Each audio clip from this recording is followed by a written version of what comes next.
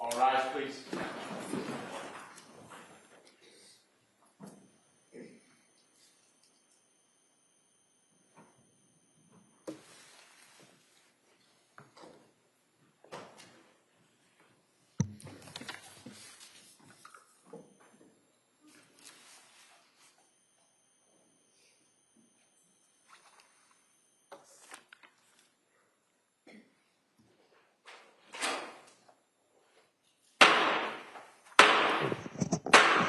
Hey, all persons having anything to do before the Honorable William Sullivan, Justice of the Superior Court, now sitting in Plymouth, within and for the Commonwealth of Massachusetts. This court is now in session. Please be seated. Good morning, Your Honor. May I proceed? Please. Your Honor, before the court today, we have the continuation of the jury trial in the matter of Commonwealth versus Lindsay Clancy. Ms. Clancy is present. She is represented by Attorney Kevin Reddington. The Commonwealth is represented by Assistant District Attorney Jennifer Sprague and Assistant District Attorney Shannon Buckingham. Well, good morning, everyone.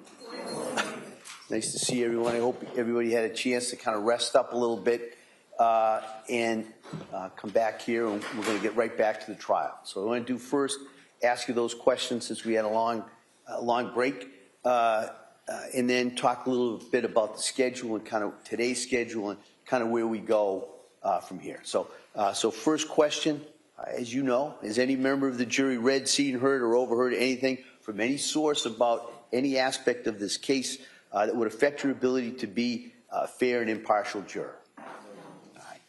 Next question, is there any other serious matter or concern bearing on your service as a juror in this case that anybody needs to bring to my attention at this time? Again, thank you so much for following those instructions. Today's schedule is that it may be kind of a little bit stop and start. Okay, so kind of bear with us on that. Might be a couple times you got to take a break just after a short amount of time, and then we'll bring you back in. It's just the nature of cases at this point. It's anticipated that the Commonwealth will close their portion of the evidence today. All right. Then at that point, the defendant has the opportunity, if they want to present witnesses and evidence if they want to. But remember, they don't have to. The burden of proof is always on the Commonwealth. All right.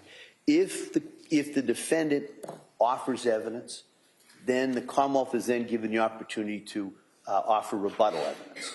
All right. And so that's kind of the next phase that we're about to go into after the Commonwealth rests. And I'll go into a little bit more kind of how that goes, but I just kind of wanted you to kind of see where we are and where everything's going to fit procedurally as we go forward from here. So with that, we're going to return to the Commonwealth's case, and Attorney Sprague. Thank you, Your Honor. Commonwealth calls Ian Whiffen.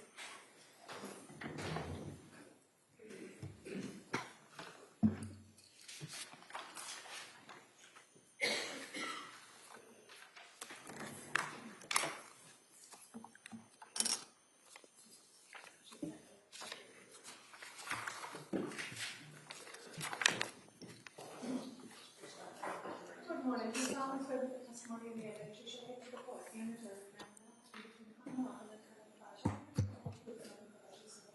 I would rather I do. Thank you. Thank you. All right, good morning, sir. Good morning. All right.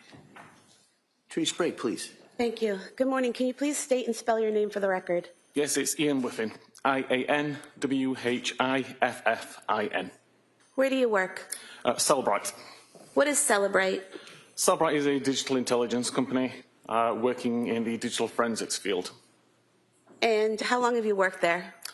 Since 2020. What is your role at Celebrite?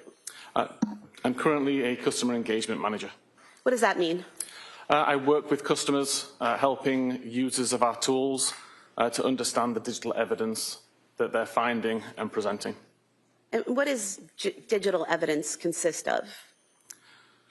Any information which is extracted from a cell phone, primarily, or from a computer, which can be interpreted by the examiner and presented as evidence. It could be call history, messages, location data, media, anything that you can find from a digital device.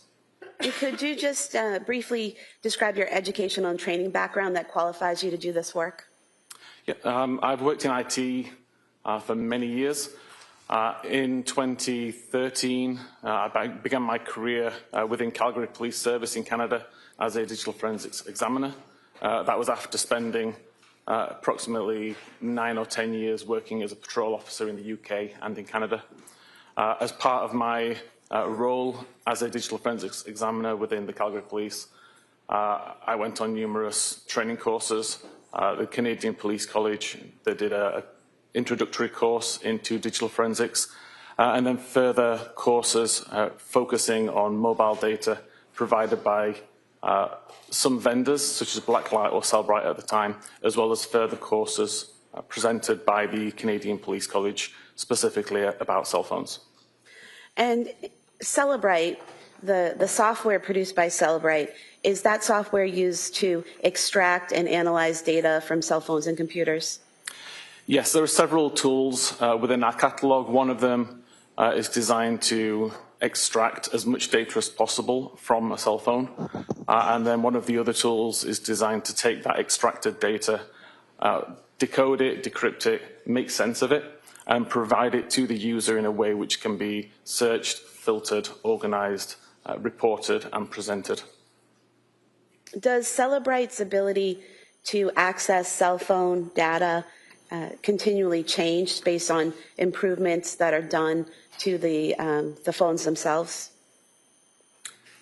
Yes, there's constantly changes being made to devices which make it difficult to extract the data.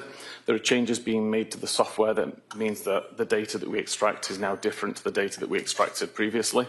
A new feature, for example, or a change that's made by the software developer. So we're constantly changing our software to be able to extract that data and to decode more data. Were you asked to locate Apple Health data and other information that could be relevant to the investigation of an incident that occurred at 47 Summer Street in Duxbury on January 24th, 2023? I was, yes.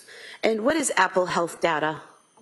Apple Health is a component of the iOS operating system which logs sensor data from multiple locations. So there's sensors built within an iPhone that monitor steps taken, flights climbed, for example, as well as third-party devices, Apple Watches, Fitbits, any other device like that. All the information is brought into the Apple Health application, aggregated, and made available for the user to see. Roughly how many phone extractions have you done? Since around 2013, well over 1,000 phones. And how many times have you done analysis on phone extractions? The analysis is part and parcel. So of those 1,000 phones or so which I've extracted, I've done analysis on all of those phones as well. And then you've also done analysis on extractions, like in this case where someone else did the extraction and provided the information to you and you did the analysis? Correct, yeah. Whenever I'm helping customers or users of our tools, they may provide me with the extracted data. So the data which I'm analysing is more than the devices I've extracted. And have you testified previously in courts about what you've done in terms of extracting and analyzing information? Yes, I've testified in multiple courts around the world, approximately 28 times. Now, you received a copy of the extraction for Lindsay Clancy's iPhone 13, correct? Correct. And when you received that extraction, did you also want to know all the specific information about the case and the investigation? Typically, when I'm working a case, I don't want to know a lot of detail. I'd rather come to my own conclusions based on the data that I'm viewing rather than note the intricacies of the case. All I require is an outline, the date that something happened, the time, who was involved, basic information. And in terms of the extraction that was done on Lindsay Clancy's iPhone, that extraction, what type of extraction was it? That's what's called a full file system extraction. It's essentially all of the data which is being extracted from the device that is still live. And did you use specific tools to conduct your analysis? Yes, there's the Cellbrite physical analyzer tool created by Cellbrite and also my own tooling. Applications I've been working on for several years. So you've actually made your own tools that allow you to examine phone extractions? Correct. There's some tools that I've been working on since prior to joining Cellbrite. Tools that as an examiner I decided that I needed to create for myself and make available to others. And I still use those tools to this day. And these tools that you used, are those the tools that allow you to examine and categorize the information, the data that you find in the extraction? Yes, the primary point of the tool is to go into the data, decode it, provide it in a way which is easy to filter and search, but also additional tools there that allow you to dig into the data and look at the raw information, the databases, the files, all of the raw information, which is what our tools initially decode. And did you focus in on a particular time frame when looking at the data on the defendant's iPhone? Primarily, I knew that the date of the incident was 24th of January 2023, so that was the main focus of my analysis. But some of the data I was aware could be from further afield than that, so I took a look of, I think it was around 3 weeks before that, so early January to late January. Were you able to look at the health data on January 24th, 2023 that was in the defendant's phone extraction? I was, yes. And what is health data? And how does it show up on a phone? The user of the phone would be able to access the health data via the health application, where the information is broken down to explain how many steps have been taken over a particular period of time, the approximate distance that was travelled, the number of stair flights that were climbed. That data is stored on the device itself in a database. So as a forensic examiner, I can take a look at that database in its raw form, understand exactly where that information is coming from, and present it to the user of our forensic tools in a slightly more forensic-friendly method than the user of the application on the phone would see. Showing you on the screen here, page 4 of your report. Looking here, we have a section here, heart rate data, is that correct? Correct. And you're able to see here,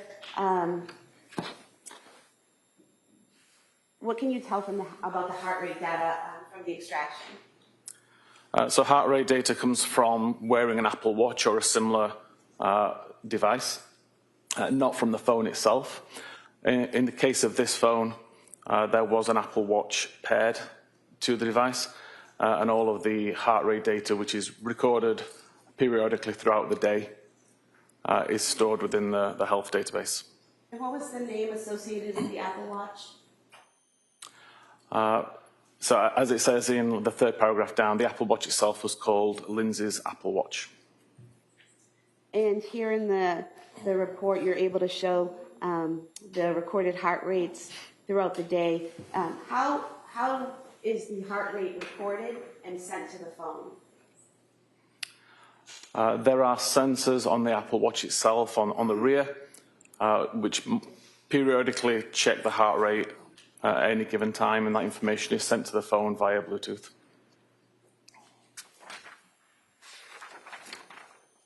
And are you aware of how often an iWatch will record the data and report it to an iPhone? The actual cadence at which the watch is checking would depend on what the user's doing. So if you were in the middle of a workout, it would be a lot more consistent than just periodically throughout the day. And I actually don't know how often it is throughout the day. If you're not doing any particular workout, there doesn't seem to be a set cadence. Every device I've looked at, it's slightly different. I'm showing you page 5 of your report, this database of the heart rates. For example, on several locations, there'll be a heart rate report, maybe a few seconds in between them, and others there's 7 or 8 minutes in between the heart rate report. Is that what you're talking about, how it varies depending on what you're doing at that point in time? Yes, this is typical from what you see when you look at the database. The timestamps are never consistently at a recognizable cadence. And the highlights in green, what do those represent? So I actually tried to just highlight some of the high points for the day. I realized a few days ago while reviewing this, there was records there that show a high of 123 and 122, which I had not highlighted. And that's right there, right below, right Correct. around 1146. Yes. And what was the last time a heart rate was reported from the watch to the defendant's phone? So the last heart rate recorded was at 17:23:52, so 23 minutes past 5 in the afternoon, with a heart rate of 57 beats per minute. What was the average heart rate for the day for the defendant's phone? There was a range of heart rates going between as low as I believe around 50 and as high as around 122. On average, it was around high 80s, early 90s. And so at 5:23 p.m., the last recording of her heart rate was 57? Correct. And there aren't any further heart rates reported to the phone after that point, correct? That's correct. And what are some of the reasons why a watch would no longer be reporting a heart rate to the phone? If the watch was taken off, if the watch was turned off. If the battery died? The battery was dead, yes.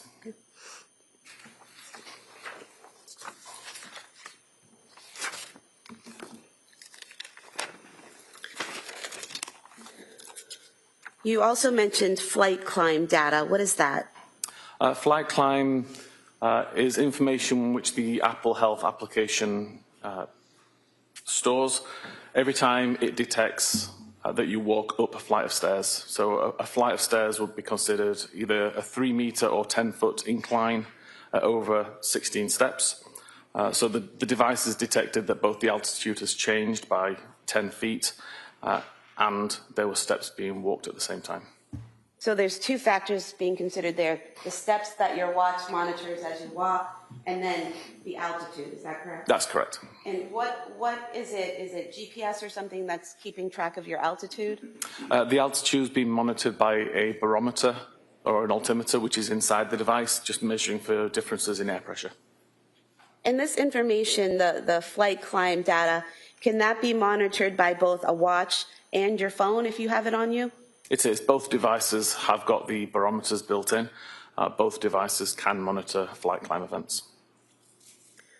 Can anything simulate or kind of fake out the watch or the phone into thinking that a flight of stairs is being climbed when it's not? There are some circumstances where that can happen. They're typically quite rare, but it can happen. Is an example of that being in a car and going up a hill? Correct, yes. If there is movement which the device can mistake for steps at the same time as the incline is being driven, then that could could accidentally record a flight climb. But if a person's not in a car and is in their home, then it would be flights climbed, not hills being driven, correct? Correct. If the person is in a house and there are flight climbs being recorded, then the only rational explanation is that the person was climbing stairs. How is the data in terms of flight climb data, how is that data displayed? Or in the health data itself? Within the application or within the forensic tool? Within the forensic tool. Okay. So within the forensic tool, we break down, or within Physical Analyzer, we break down the health data into hour segments. So for an hour, we may say that there are 3 flight climbs. And then it's up to the user to dig in a little further. They can select that 1 hour and then see how that activity breaks down over the hour. So you would see that there were 2 flight climbs that occurred at 10 minutes after the hour, and then, another flight climb occurred later on. So showing you page 6 of your report here.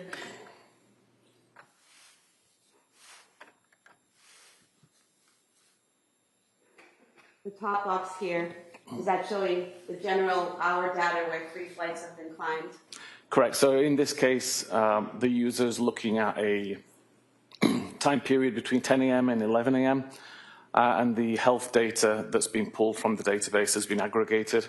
And it tells you that there's 98 samples being considered. The maximum heart rate during that hour-long period was 108. The distance traveled was approximately 759 meters. And there were 5 flights climbed within that hour. And then below that, you break that down a little further, correct? Correct. So this is further down the screen in the interface, where we can see an actual time of 10:17:27, where there's 2 flights climbed. And again, another record at 10:17:28, where there were 2 flights climbed, and then a further flight climb at 10:49. And then going down to the bottom here, this table, what are we seeing here in this table?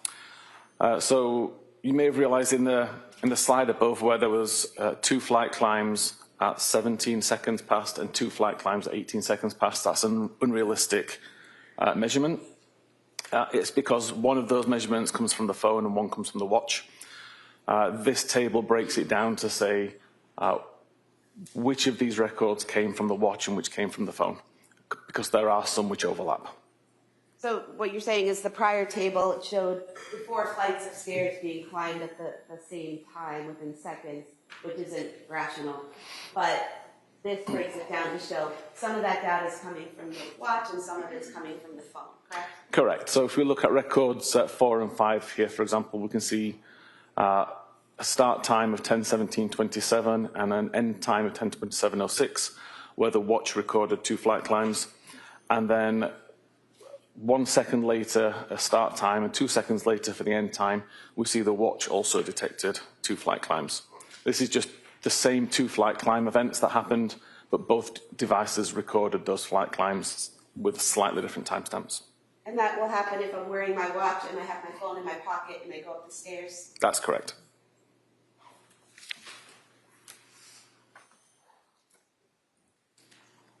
Did you do something to compare these times and make a table where where you ignored or disregarded the double entries?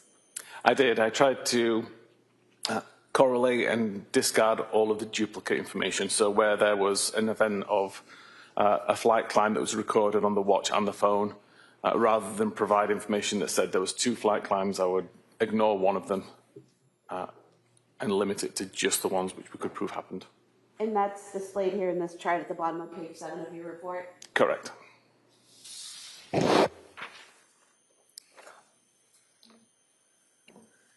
Going to page 8 of your report, we have here at the top of page 8, does that show the last flight climbs recorded on either the defendant's phone or watch? It does. It shows that there was additional flight climb events logged by the phone, which were not logged by the watch, at 17:03 and 17:33. So these records indicate that at 5:03 p.m., the defendant's iPhone was with the person as it went up the stairs, and then at 5:33 p.m., the iPhone was with the person as it went up the 2 flights of stairs. Correct. And there's a time difference there. The start time is 5:33 p.m., and the end time is 5:38 p.m. For 2 flights of stairs. So that's roughly 5 minutes in between the 2 flights. Is there a way to explain that length of time? The way the Apple Health data records this information, aggregates it, it tries to group events together. So in this case, it would have recognized that there was a flight climb on the phone at around 17:33:34 and a second one at around 17:38:33, and it just grouped them both into one event. It doesn't mean that it took 5 minutes to walk up 2 flights of stairs. It's just within that 5-minute period, there were 2 flight climbs. So if I have my phone in my pocket and I climb up a flight of stairs and then I spend a few minutes on that floor, and then still with my phone in my pocket go up another flight of stairs, that's representative of what we're seeing here at 5:33? Correct. There tends to be around a 10-minute window where it tries to check every 10 minutes, but it can reduce that window in a case like this where it sees that there's group data within a smaller time period. And then further down on page 8, we have another table here, which seems to have combined data of heart rate and flight climb data. Is that correct? Correct.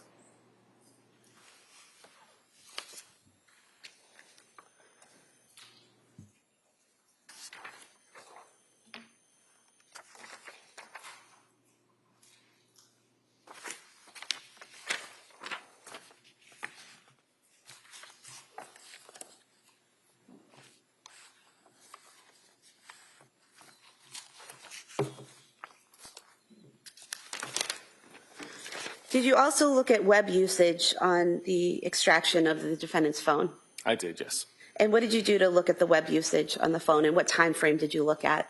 For web usage, I expanded the time of interest to early January to the 24th of January, and just took a look at any web history over that time. There was over 1,300 records recovered. I took a cursory look down that list and highlighted some which potentially were relevant to the case, and then provided the 1,300 actual records as a appendix report. And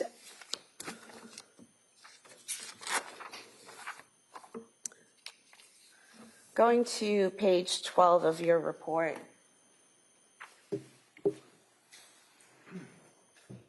looks like you started here on January 10th, 2023, is that correct? That's correct. And basically here you list various searches that occurred on each day between January 10th and January 24th from the extraction, is that correct? That's correct. Broken down by day with the time of the search, the website that was visited, the title of the web page, and then the identifier in the database.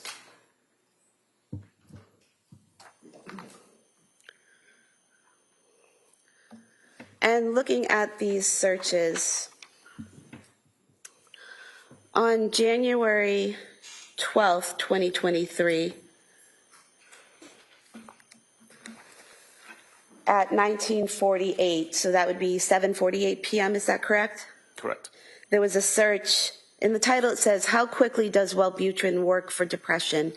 Is that the title? Is that what the user is putting into the search? If I could see the search, please. I'll zoom in on that.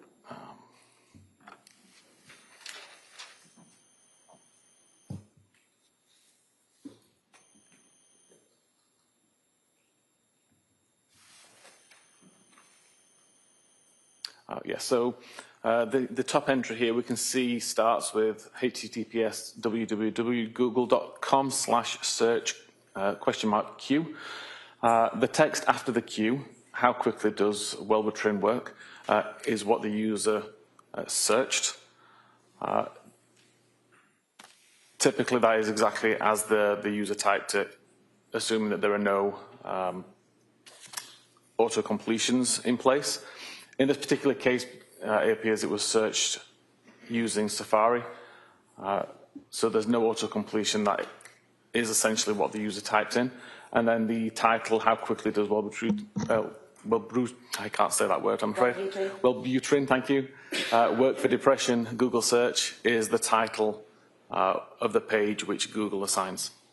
So where it says after the Q, how plus, quickly plus, does plus, the user's not putting in those pluses, correct? Is that, what were you calling those? So that's part of the attribute. It's how the data is encoded in a URL or in a web search. You can't have spaces within this address string, so they replace the spaces with the plus symbol. So I type in how quickly does, and the computer adds the pluses in the space marks? Yes, it's URL encoding to make it safe for the browser. And then at 7:49, there's a search for Lamictal for depression. Yes, and depression spelled with a B at the end instead of an N, which demonstrates that this is what the user typed in rather than a page that was being visited. And then a few minutes later at 7:55 p.m., the user typed in Ellaville for depression, correct? Correct.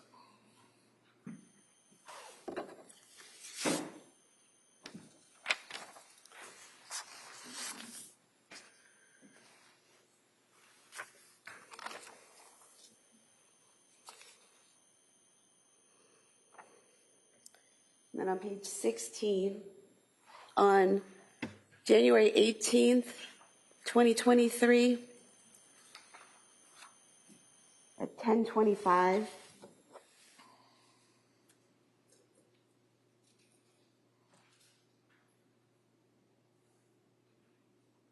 we have a search there, ketamine for suicidal ideation, is that correct? Correct. And again, that's the user typing that in? Yeah, again, those words were typed in by the user.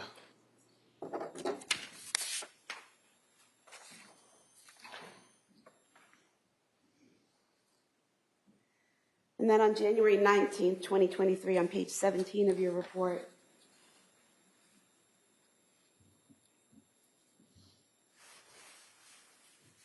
we have symptoms of postpartum psychosis searched on January 19th. Correct. And again, so we're looking at, this is AM, correct? 9:24 AM that was searched? Yes, the morning. And then 9:30 AM, there's another search for psychosis symptoms? Yes.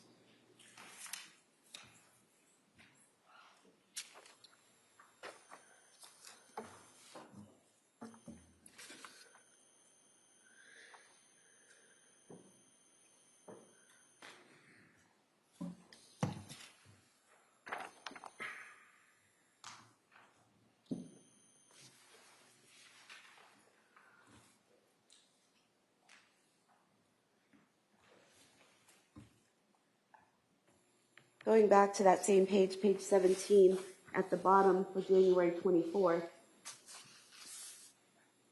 we have here searches for Kids Miralax at 4:02 p.m. and Takeout 3V at 4:13 p.m. Is that correct? That's correct. And then CVS Pharmacy at 4:47 p.m. Correct? Correct.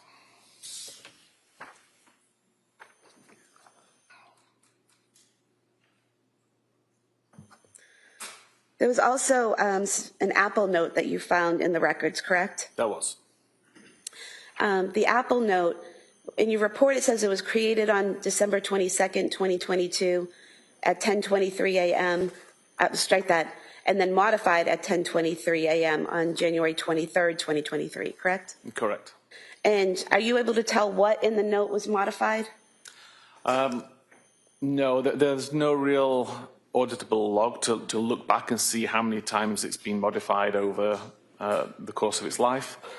I was able to do some amount of recovery to see that on the day it was created, it started in a very similar way to as it's written on the 24th or 23rd of January, but the exact changes between when it first was created and the last time it was modified, we don't know. And then you also looked at messages, correct? Correct. And were you able to compile the messages that were sent and received between the defendant and her mother and the defendant and her husband on January 24th, 2023? I did, yes. And were you able to arrange it using the tools that you use in a way that looks like you might see it on your phone? Yeah, I tried to prepare it in a report which would be easy for any viewer to understand based on their own usage of text messaging. So showing you page 19 of your report, what we have here is an enlarged version of what you might see on your phone, correct? Correct. And so is this in blue, is this Lindsay's phone? It is. The messages in blue on the right would be outgoing. The messages in grey on the left would be incoming. Okay. And so we have a photo being sent out from Lindsay's phone to her mother, and then a reply coming back, and that pattern goes on and on, correct? Correct.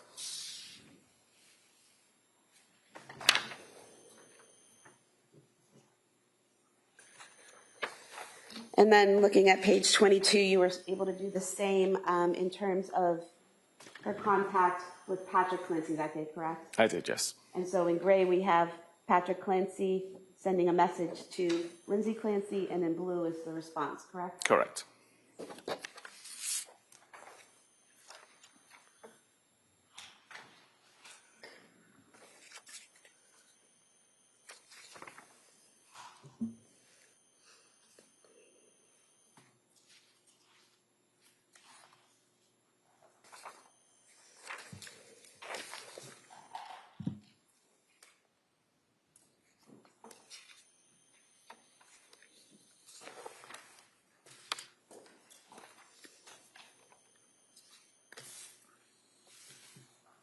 Were you, were you also able to look at the phone calls that occurred either incoming or outgoing to the defendant's phone on January 24th, 2023? I did, yes.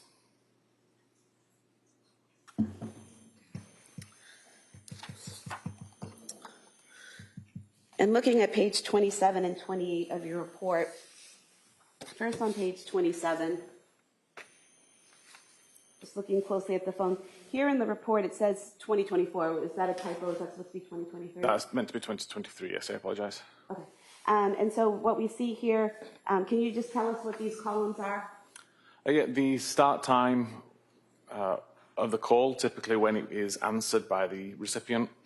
The end time, when the call's ended. The metadata is information including who the call was to or from, how long the call lasted, and then the reason that the call disconnected, and then a record ID. So if you had the database, you could go in and find this record based on the ID number. And looking at page 28, this is the continuation of that table regarding the phone calls, is that correct? Correct. And so what we're seeing here is at 17:33, which would be 5:33 p.m., there's an incoming call from Patrick to Lindsay's phone, is that correct? Correct. And it says duration 8 seconds, 0 seconds. Does that mean it was not answered? In this case, it was an unanswered call. And then at 5:34 p.m., roughly a minute later, there's an outgoing call from Lindsay's phone to Patrick's, correct? Correct. And that call was approximately 14 seconds? Correct. And then at 6:09 p.m., another incoming call from Patrick to Lindsay that went unanswered? That's correct.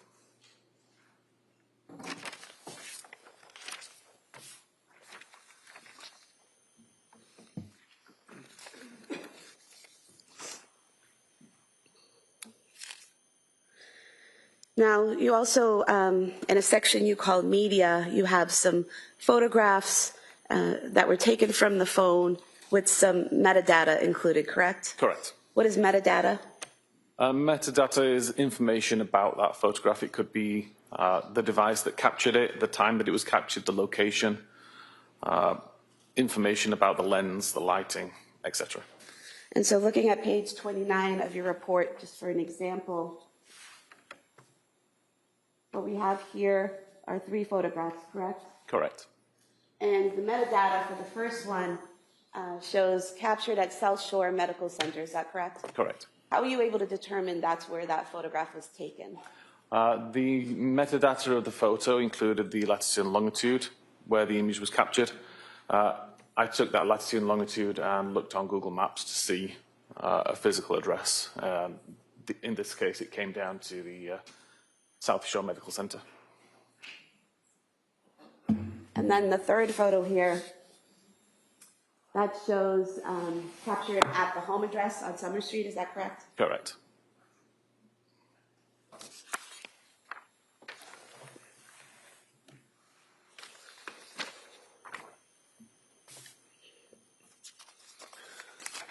And then you looked at device usage. What is device usage? Device usage would relate to how the user is operating the device. So when they have it unlocked, locked, what applications being used at any particular time. Essentially anything which is not a message or a phone call or results in additional data like that. I'm looking at page 32 of your report. In that device usage log, it shows that the last time the device usage was logged was at 5:13 p.m., correct? So this table relates just to the locking and the unlocking of the device. So the last time the device was unlocked was at 17:13:16. The device was locked again around 2 minutes later at 17:15:12, and the device was not unlocked again. And so where the device was not unlocked again after 5:16 p.m., but we have a phone call being made at 5:34 p.m., how does that happen? There is a setting within iPhones that allow you to use a locked device to call back numbers for missed calls. So in this case, Lindsay had the missed phone call. That would have shown on screen as a notification as a missed call. And without unlocking the device, you're able to call that person back. So you just press on the icon that shows up, you have a missed call, you press on that, and you can call the person back without unlocking the phone? Correct. And then what is application focus? Application focus is literally the application which is visible on screen at any given time. And at 4:13 p.m., 16:13, on January 24th, you've highlighted it in green here. What are we seeing there? At 16:13:23 until 16:14:50, the Apple Maps application was being used, visible on screen.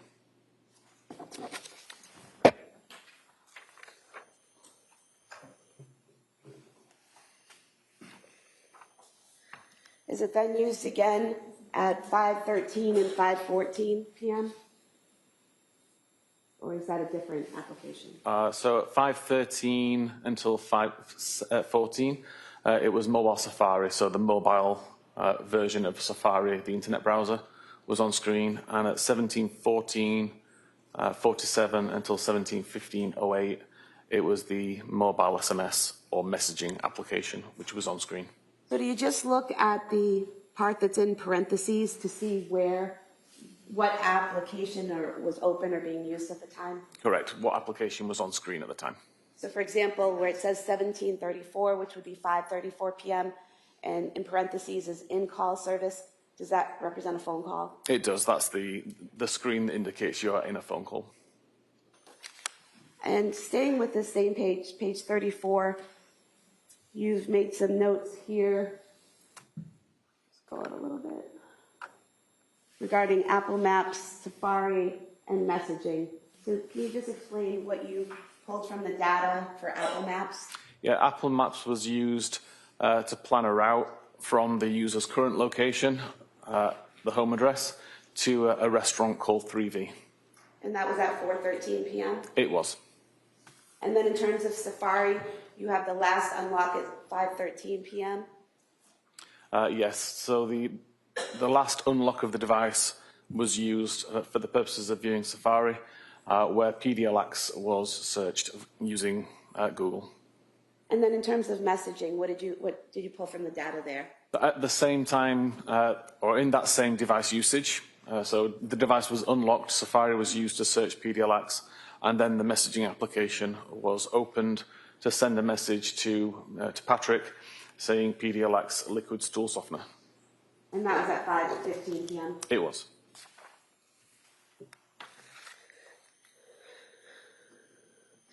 And then did you create a timeline combining all the data that we've talked about into one timeline? I did, yes.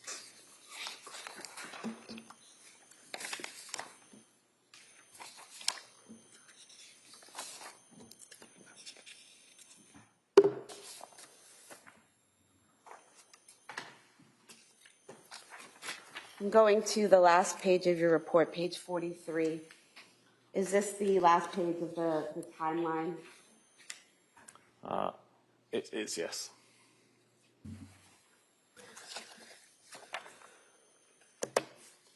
And in that page, can you explain what we're seeing here?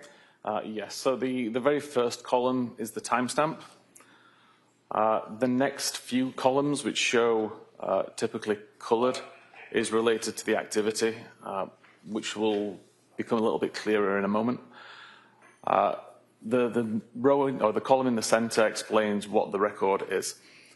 So if, for example, we look at the 17-13-16 record, we can see a U, which means the device was unlocked in pink. That unlock event lasted until 17-15-12. So hence that entire column is in pink and shows the relevant lock event. So here we have 5:13 device unlock, Yes.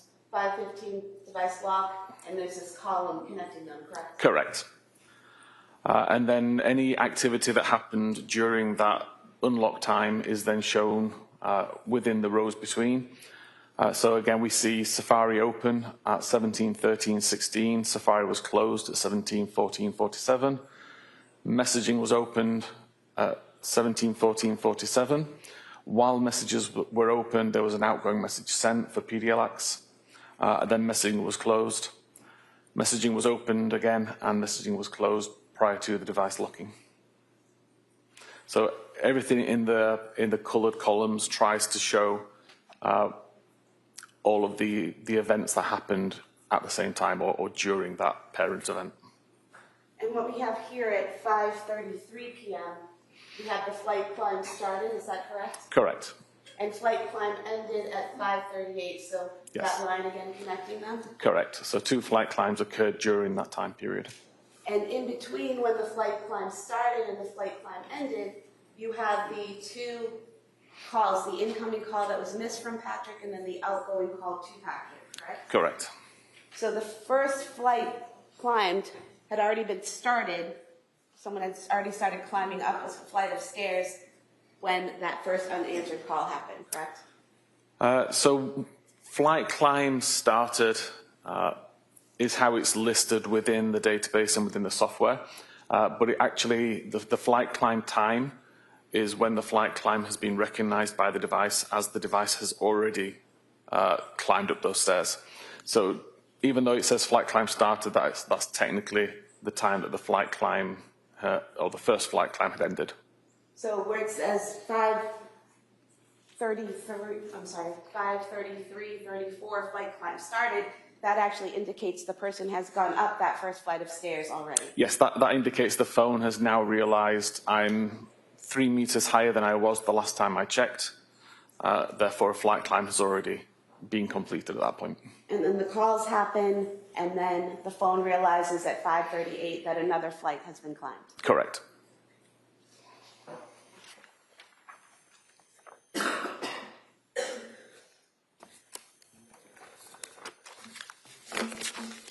I would move to submit the report as the next exhibit. No objection. All right, that report may be admitted.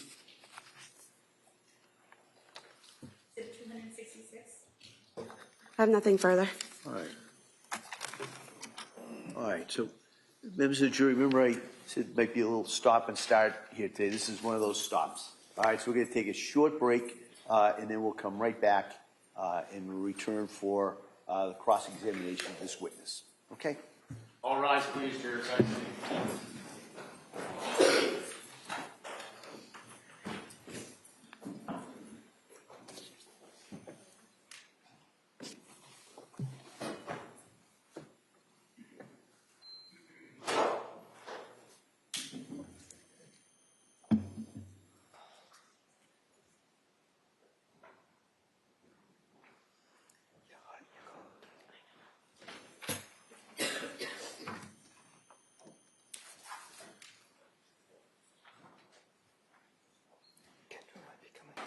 right, so the court will be in a short recess at this time. Thanks. Court, all rise.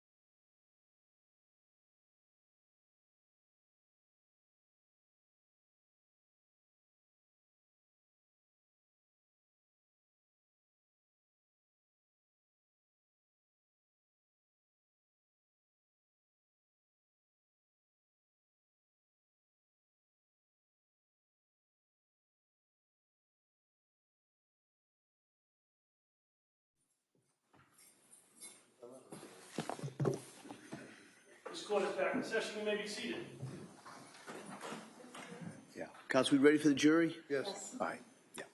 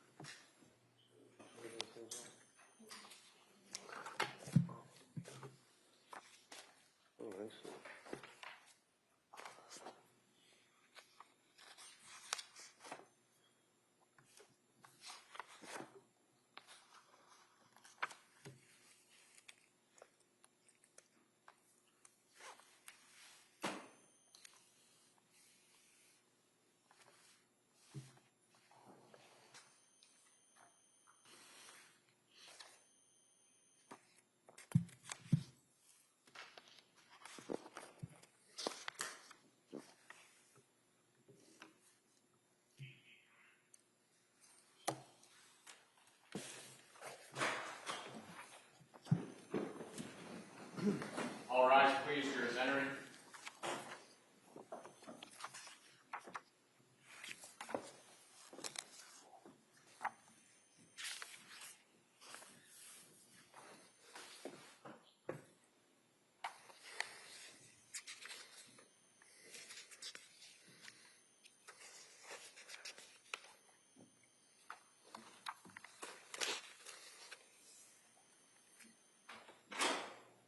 Court is back in session. You may be seated.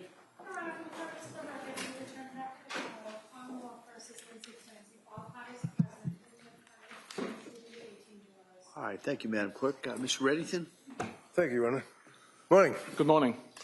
Mr. Whiffen, just a couple of things. One of the takeaways or question that I had is that you were talking about, in reference to the Apple Health data, fair to say that there's an issue as to the accuracy or reliability of the Apple Health data. You've actually done research on it. I've done research on it, yes. Okay, and one of the things that you did is back about a year ago, June 28th of 2025, you did a blog article on Apple Health accuracy and reliability, and it talked about using a pitch, which I think is, you guys refer to like a football field or something? It was a rugby field, but yes. And then you had somebody put the watch in their right pocket, somebody with the left pocket, and then someone else held it in their hand, you measured it, and things of that nature, right? Correct, it was 3 phones.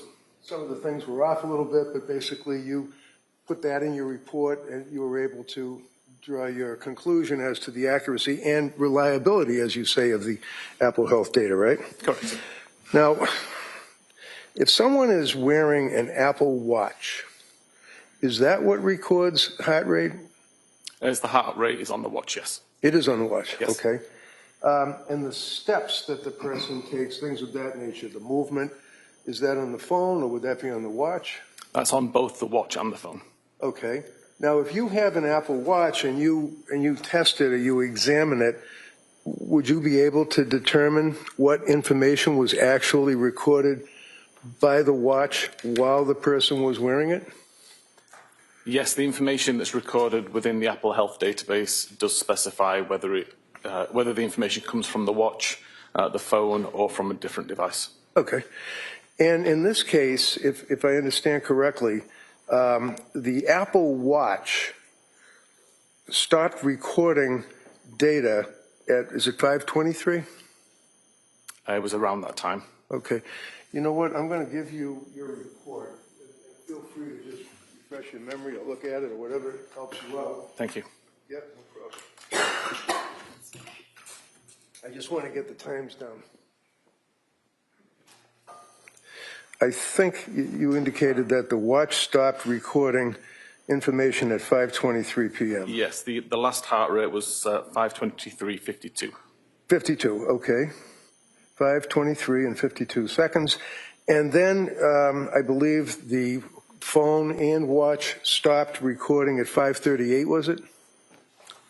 The last usage of the, let me double check this. I believe the last usage of the phone to record flight climb data was at 5:38, yes. All right, and after 5:38, it's pretty much blackout. There's no further information or recording, right? Yes, not until like the phone was seized by police, I believe. By the but police. There's other activity, but appeared to be after the incident. So the further activity would have been the following morning on the 25th of January, say around 5:30, 6 o'clock in the morning? I ended my analysis on the 24th. Okay. Well, so 5:23 p.m. the watch stops recording information. 5:38 p.m. both the watch and the phone stopped recording any information until the police picked up the phone apparently the following day, right? Again, there would have been activity later on, but it wasn't usage, it wasn't health data. It would have been things like incoming calls, if Okay, there so were any.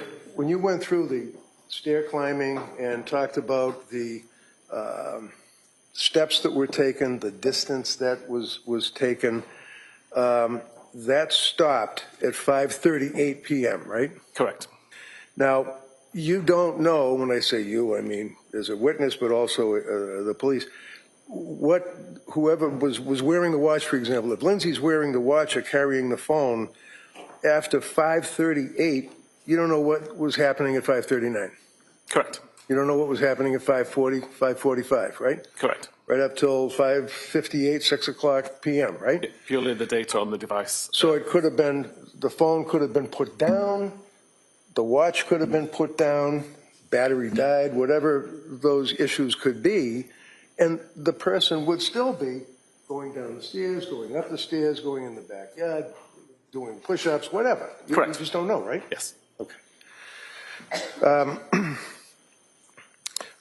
One of the things, you're familiar with the concept of location data, right? Correct. And location data, one of the things you looked at or you're aware of would be from Lindsay's phone on August 23rd of 2022. Is that correct? Apologies, August 23rd, 2022? Yeah. I didn't go back Okay.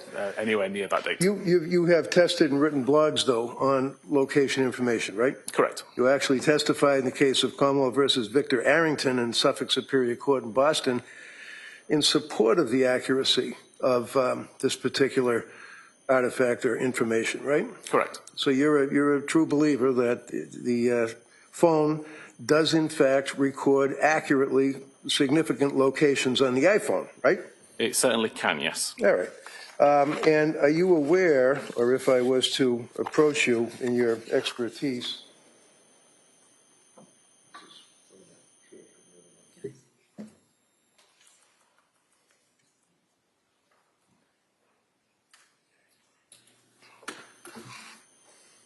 it's just a doctor's. That's all.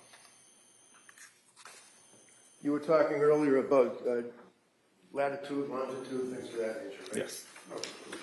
So just to, you're familiar with, for example, significant location visits on Lindsay's phone, August 23rd, 2022 at 9:34. Do you know what that says or what that means?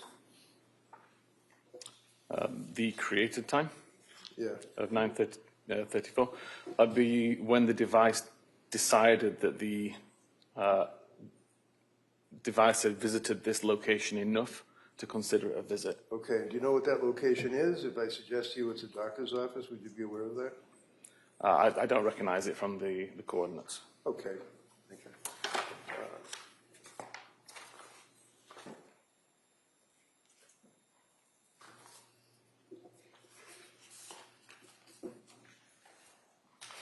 This here you're familiar with too as well, right? The geo data with the latitude and the longitude? Yes. And you're familiar with the fact that you can take the metadata off of the information on the cell phone, one of which would be latitude and longitude. You'd be able to determine, for example, that this would be the Lindsay Clancy home, correct? Yes, correct. You've seen this before, right? It rings a bell, yes. Okay. I'd offer this, Your Honor. Any objection? No objection. Okay, that may be admitted. Thank you. All right, thank you. Now, you have your report in front of you, right? Yes. And that's captioned Digital Forensic Report, and it's in evidence, so the jurors are going to be able to review it in its entirety, right? Yes. If I could direct your attention to page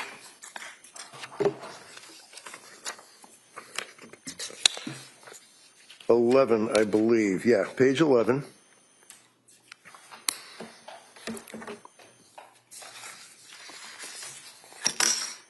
Okay? Yes. And just so the jurors are able to acclimate themselves to it, that would be this item here that you went through with the district attorney, right? As far as the searches, Google searches? I have a different page 11. Different page? That looks like this page 12. Oh, okay. Well, let me approach you with what is your digital forensic report, report number 1? Yes. Yeah, okay. Is this the same? So this is a revision. A revision? The revision submitted in February that just had a different record highlighted. Yeah, okay, so basically there's no big deal difference, right? Correct. Okay, so we can go by, you have the revised and I have the old. Can you look at January 10th on the Google search, for example? I can. You have it? Yes, sir.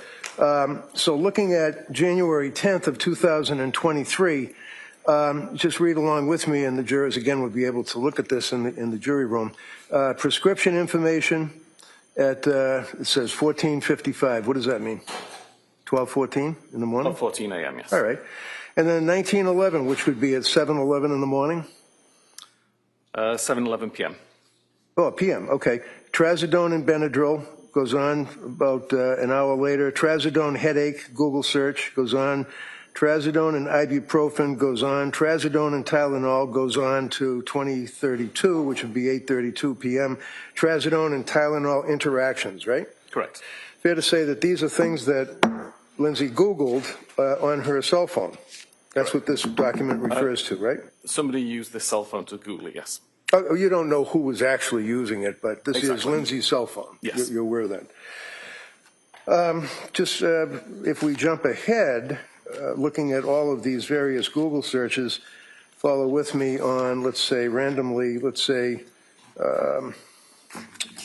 page 13, 1948, which would be 17:48 p.m., I guess.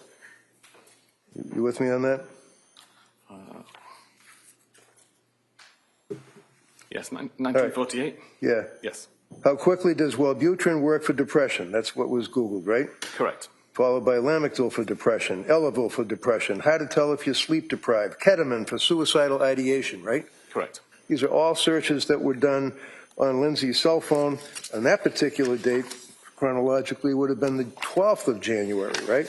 Correct. Now, without boring everybody, it goes on and on and on with searches along those lines. Suicidal ideation, drugs, trazodone, mixtures, things of that nature, right? It does.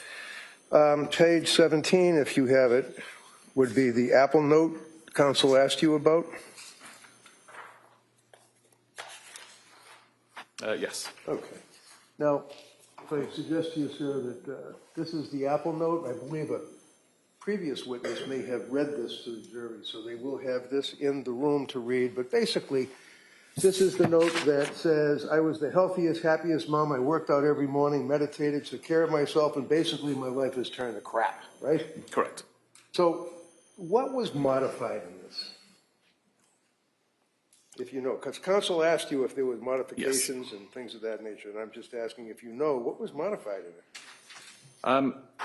Exactly at the moment, I don't have all of that in front of me. It's possible to see snippets going back over time. I do recall on the 22nd of December when this was created, it started with the same sentence. Yep. And there was a few essentially spelling differences as time went on. But as much as you can recover from the earlier versions of the note, it's a snippet. It's essentially two sentences, Basically and the rest of it is it's essentially the same note. Okay, thank you, sir. Going forward onto page 18, page 19, and 20, would you agree with me that, well, actually, in 21, they basically contain photographs that were sent from Lindsay's phone to, it looks like Patrick's phone. Would you agree with that? I believe the first few pages are sent to Mommy. Okay. And this basically is the, there we go. This is the snowman in the backyard being made, right? Correct. And then Lindsay's phone is sending the blue. Yes, the and blue gray messages would are be outgoing. what? A response? Yes. And can you tell me what the response is? The one on screen at the moment is the response sent from Mommy to Lindsay's phone saying that's a big roll of snow. I was wondering if you got enough for the kids to play in, and it's a pretty nice day too, gives them something to do on a day without school. Okay. And then your report then goes on with additional photographs of the snowmen. There's a box of Cheerios apparently. And then there's a photograph of a young boy appearing to be very exuberant with his arms up in the air. And then there's the Lindsay phone responds with a picture of a little girl with a mask on, right? Correct. And this is a conversation with Patrick. Patrick, okay. So are you able to tell what Patrick said, if anything, when he sent the picture of the little boy with his arms up in the air? So at the very top of that message above the photograph, it says, got himself dressed. And that would be the message that was sent alongside the photograph. Okay. And then what was her response? Initially, it was just the photograph. Did she respond any further in your report or your research? Sorry? Did you see any response in your research of the phone? I don't remember seeing any response. All right. Can you look at page 22? Yes. Okay. And this would be on January 24th, 2023. And it looks, what time is that? 8:19 in the morning? Yes. Okay. So if I suggest to you, Sarah, you can even look in your report. This is in the same thread with the little girl making the snowman and the text about it looks like a nice day, hoping you got snow, things of that nature. And there was a reference by the mother or mommy to get the hot chocolate ready, things of that nature, right? The message at 8:19 a.m. that says cutie was sent by Patrick in a different thread to the snowman photographs. Okay, but I'm asking you about the one that's underneath the snowman and the mummy text. The last commentary is get the hot chocolate ready. Oh, yes, that's the one from... And that's from the mother, apparently, right? Correct. Or someone that is in the phone as mummy, right? And that was at 11:33 a.m. Now, if you look on page 22, we can get to what you were talking about. It looks like January 24th at 8:19 in the morning, cell phone number 781-375-8564. And what does that say? Cutie. And that, so just tell us, so is that Patrick's phone? Yes, that would be the phone stored as Patrick sending a message to Lindsay's phone. And how did Lindsay respond, or how did her phone respond? It appears that Lindsay reacted to an image with the love emoji. Like a little hat thing? Yes. And then what did Patrick say? Patrick asked, how's it going? What did she say? Good. And then did she say anything further? Yet she also responded, okay, her urine looked good, so nothing going wrong with her kidneys, a few. So that she indicates that her urine looked good, nothing going on with her kidneys, and then phew, like whew, you know, something like that, right? That's how I read it. P-H-E-W? Yeah. Yes. And then he said good, right? Yes. And then as you go forward, there's more pictures of the kids with the snowman, making the snowman. Patrick then says to her at 11, looks like 11:29, am I reading that right, in the morning? 11:29 talks. What does he say to her? You're a good mama. And does she respond? She responds with an emoji, which is the face covered in hearts. The face with the hearts? And then they go back and forth with each other up until getting the menu and asking what you want for takeout and things of that nature, right? Correct. Page 25, just in case you were looking. All right. Can you look at page 28 for me? And page 29, I can hold them up. Basically, they basically are just a continuation of photographs, little thumbnails of the kids doing snowman and sitting in the doctor's office, right? Correct. Okay.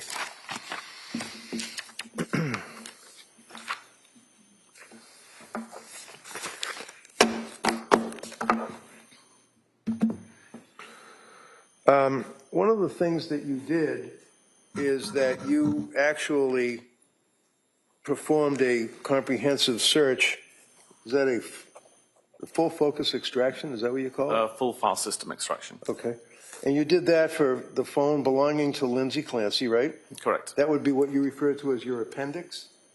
The appendix 1 of the Lindsay Clancy phone is 1,300 and some web search visits. Okay. So I'm going to hand you what says report number 1, iPhone belonging to Lindsay Clancy, and ask if you can recognize that. Yes, this appears to be the just the web history from Lindsay's phone. Okay, so that's pretty much if anybody cares to look at it, that's the entire web history, right? Correct. All right, I'd offer this, Your Honor. Any objection? No objection. All right, that may be admitted. 268. Then, Mr. Whiffen, you also had report number 4, which would be the digital report for Patrick Clancy's I did. computer. I'd offer that, Your Honor. Any objection? No objection. All right, that may be admitted as well. 269. All right, thank you. And then finally, report number 5 says Surface Pro laptop belonging to Patrick Clancy. Yes. So this would be your search of his laptop as well, correct? Correct. So I'd offer this. No objection. All right, that may be admitted. 270.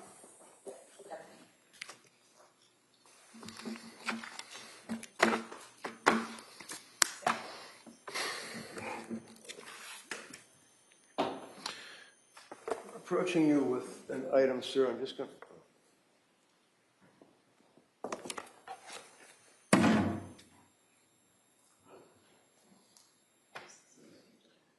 Well, I'm just going to ask it. I'm not going to do it. No problem. This says extraction report, Apple iPhone. You recognize that?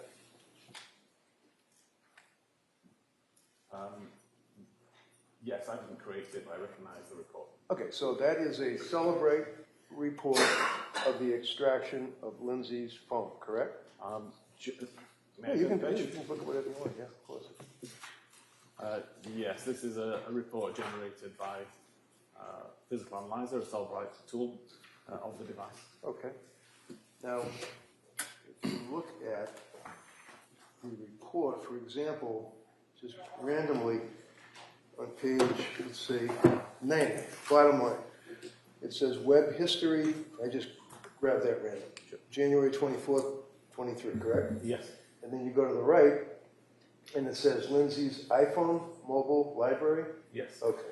And then it has the time that it was recorded, right? Yes. And what time would that be? On that date, which is January 24th. It would be 9:55 local time in the morning. So if you jump ahead to January 25, 2023, let's say, is that 7 o'clock in the morning? Yes. Okay. And that says, what is it measuring at 7 o'clock in the morning on January 25? So this is for the hour of health data. So it's been aggregated and it shows that between 7 a.m. and 8 a.m. There was 47 meters traveled. Okay. And then it goes on and it talks about, again, at 7 o'clock in some seconds, it talks about 134 distance traveled. Yes. Okay. And, for example, January 25 at 8 o'clock in the morning, it talks about distance traveled, steps counted, and distance would be 47 Yes. meters or feet? Meters. Okay. So is that information that is coming off of the cell phone, the Apple Watch, or what? That's coming from the watch and the phone and being displayed Right, as so- one amount of information. It's coming from the watch, right? The way that the data is presented there, it's coming from the watch or the phone. Okay. And the data's coming from Celebrate, right? Correct. And Celebrate is God's gift to cell phone searches, right? I like to think so. I mean, you work with them, and you're also a guy that created all of this stuff for them, pretty much, right? I've created some other tools, yes. Okay. If I tell you, sir, that January 25 at 8 o'clock in the morning, Lindsay Clancy was in a coma, laying in a bed with tubes coming out of her body and certainly not wearing her Apple Watch. How did that happen? Based purely on the report there, I'd suggest the data came from the phone rather than the watch. As I just told you about the watch. Did you ever look at this watch? No, we can't actually pull data directly from the watch. We pull it from the phone. How do you look at a watch? We extract the data from the phone, which is synchronized to from the watch to the phone. Okay. So I'm handing you, is that an Apple Watch? It appears to be, yes. Okay. And if I suggest to you that this was found a number of days later in Lindsay's bedroom in a drawer that the police never seized, have you ever seen this before? I've never seen this before, no. How long have you been working on this case for the government? I started looking at this case in November last year.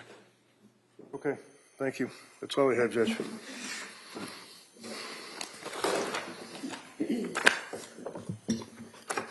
All right, redirect. Thank you. Sir, from the documents that defense counsel just showed you, the activity on January 25th, was it your testimony that it could have been from the watch or the phone? It could have been either device. But what he showed you, did that have enough data on it to tell you specifically whether it was from the watch or the phone? No, I'd need to take a look at the database itself and see where that information came from. And you were saying that you cannot pull data from the watch itself, is that correct? Correct. We don't extract the memory from the watch itself. We extract data from the phone, which is synchronized to the watch. So we ultimately get the watch data from the phone. And why is it that you don't pull it from the watch itself? Apple's proprietary connections, the encryption that they use on the device complicates extraction. And essentially, considering we get everything from the watch via the phone, it's just additional work required to pull data from the watch, which would just be a duplicate of what we already have. And you said that the watch syncs itself to the phone, relaying all data that it's collecting to the phone, correct? Correct. And Lindsay's watch was synced to Lindsay's phone, correct? It was. And if you were able to look at the data from the dates defense counsel mentioned from the extraction itself, you would be able to tell whether the January 25th data was coming from the watch or the phone, correct? I would, yes. But you can't from what he showed you, correct? From the printout, no. I'd need the actual data. And if on January 25th the police have the phone, and they're bringing it to an evidence room, and then they're bringing it to storage room, is that going to show steps and distance traveled? Yeah, whenever the device is turned on, or whenever the phone is turned on, it will consistently record steps walked regardless of who's carrying it. It will consistently record flights climbed regardless of who's carrying it. And so if the watch is turned off in a drawer somewhere, the phone would be what's relaying, or not relaying, but the phone would be what's recording the distance traveled and the steps taken, not the watch, correct? That's the presumption, yeah. If the watch is turned off, it's not doing anything, any data would be from the phone. And earlier, defense counsel just put in some exhibits of your indexes for all the data that you looked at for the phone and the computers, correct? Correct. And those indexes, do they contain everything that was on the phone and everything that was on each computer that could be pulled from the phone or the computer? No, they were focused reports or focused searches. So for my reports, they were focused to essentially the internet history on those devices. The large Cellbrite report, again, I don't know who created that. I don't know what options were selected by that user, but there will be data on the device which is not covered in that report by virtue of that's how decoding works. And on the defense counsel asked you about the flights climbed and how the last reading was at 5:38 p.m., correct? Correct. The last incoming phone call that you registered on your charts was the 6:09 p.m. phone call from Patrick to Lindsay that she did not answer, correct? Correct. From 5:38 p.m. to 6:09 p.m., were there any other flights climbed showing from either the watch or the phone? Don't believe there was, no. And Your Honor, we'd move to submit the full extraction as the next exhibit. It's being copied now, so we just put a disc envelope in its place. Yeah, no objection. All right, that may be admitted. If I may, Your Honor, so you make reference to 5:38 for her question that there's no flights climbed, recorded, or anything up until 6 o'clock, right? You just answered that question? Correct. That's because the phone was either dead, off, we already went through that. She could have been walking all over the house, the yard, anywhere, right?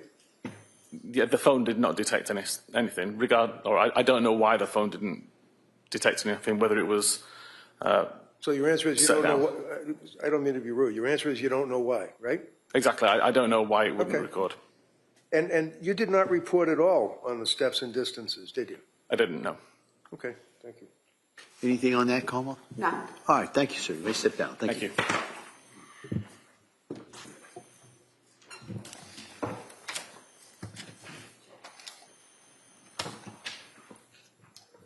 Como Fress. Oh, I'm sorry, Your Honor. There are some exhibits. My mistake. I believe they're by agreement, Yeah, they were, I agree. All right, and then we would rest. all right. We have the Tewksbury Hospital records, 2 discs. 272A, B. Mass General Institute Health Professions transcript.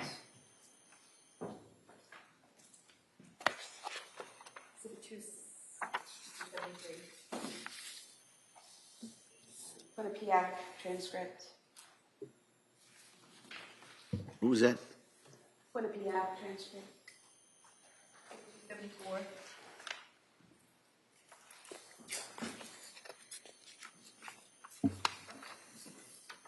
And then employment records from Mass General Hospital. 175.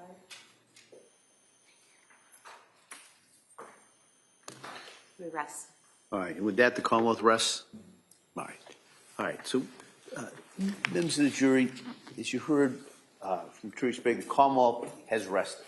All right, so at this point, I've got to address some matters with the attorneys. So I'm going to, it's another one of those stops. We're going to take a stop at this point. Have you go back to the jury room. We'll address a few things with the attorneys, and then we'll bring you right back in. Okay? All rise, please, jury. Thanks.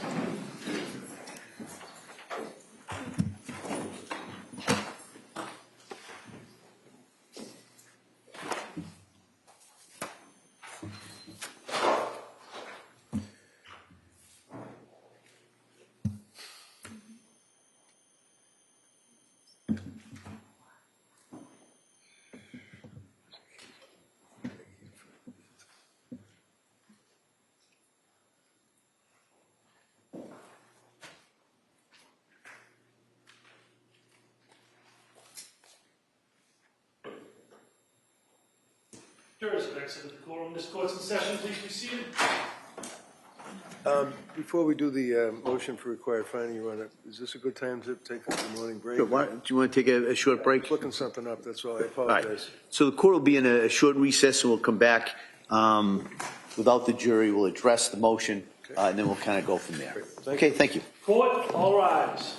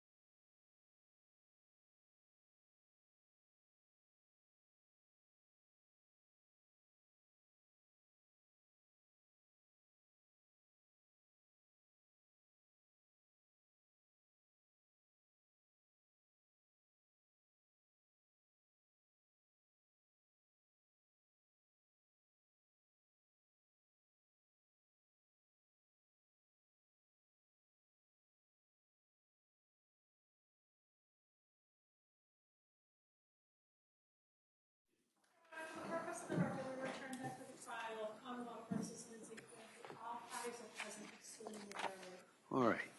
So the Commonwealth having rested Mr. Reddington, does the defendant have a motion? Yes, Your Honor. I passed it up to the court. I don't know if you have it in front of you. It's basically a Rule 25. It doesn't have any memoranda with it, but I would argue, and I would cite to the court the case that was decided of Commonwealth versus Brunette Silvera. It's BRUNETTE-SELVEIRA. It was decided towards the end of May of 26 by the appeals court in Massachusetts. It was a case out of the Boston Municipal Court where defendant was charged with assault and battery on a police officer. The evidence was presented that the defendant was acting erratically and that there was an awful lot of evidence that indicated that, brought out on cross-examination from witnesses, that the defendant was suffering from some type of a mental illness. Based on that evidence being presented, the government rested their case, just as they've done here. My suggestion to the court is that the evidence that's been presented on this case against Ms. Clancy I would suggest does not rise to the level under Rule 25 of where even if you take the Lattimore standard and determine that the evidence would be decided in the light most favorable to the government at this stage of the case, I think the Brunette-Silvera case places, as they describe it, a negative obligation to prove a negative as part of their case in chief on the government. I suggest to Your Honor that the evidence that has been presented in this case is overwhelming, that this young woman was clearly and unequivocally suffering from a mental disease or defect, that it was occupying her waking hours, her life, that she considered all of her avenues. She attempted to go to these health care providers, using the term loosely, that she went to these people. She had medication after medication after medication. She was obviously acting, I suggest to the court, in a state that was observed by witnesses that, in fact, that she was suffering from mental disease or defect, and then ultimately this horrific incident. So under that Brunette-Silvera case, there's no evidence, I suggest, from the government that would rebut the fact that there is evidence of lack of criminal responsibility. So under Brunette-Silvera and the cases that were cited in that opinion, respectfully, I would suggest that a required finding of not guilty should be entered on the case.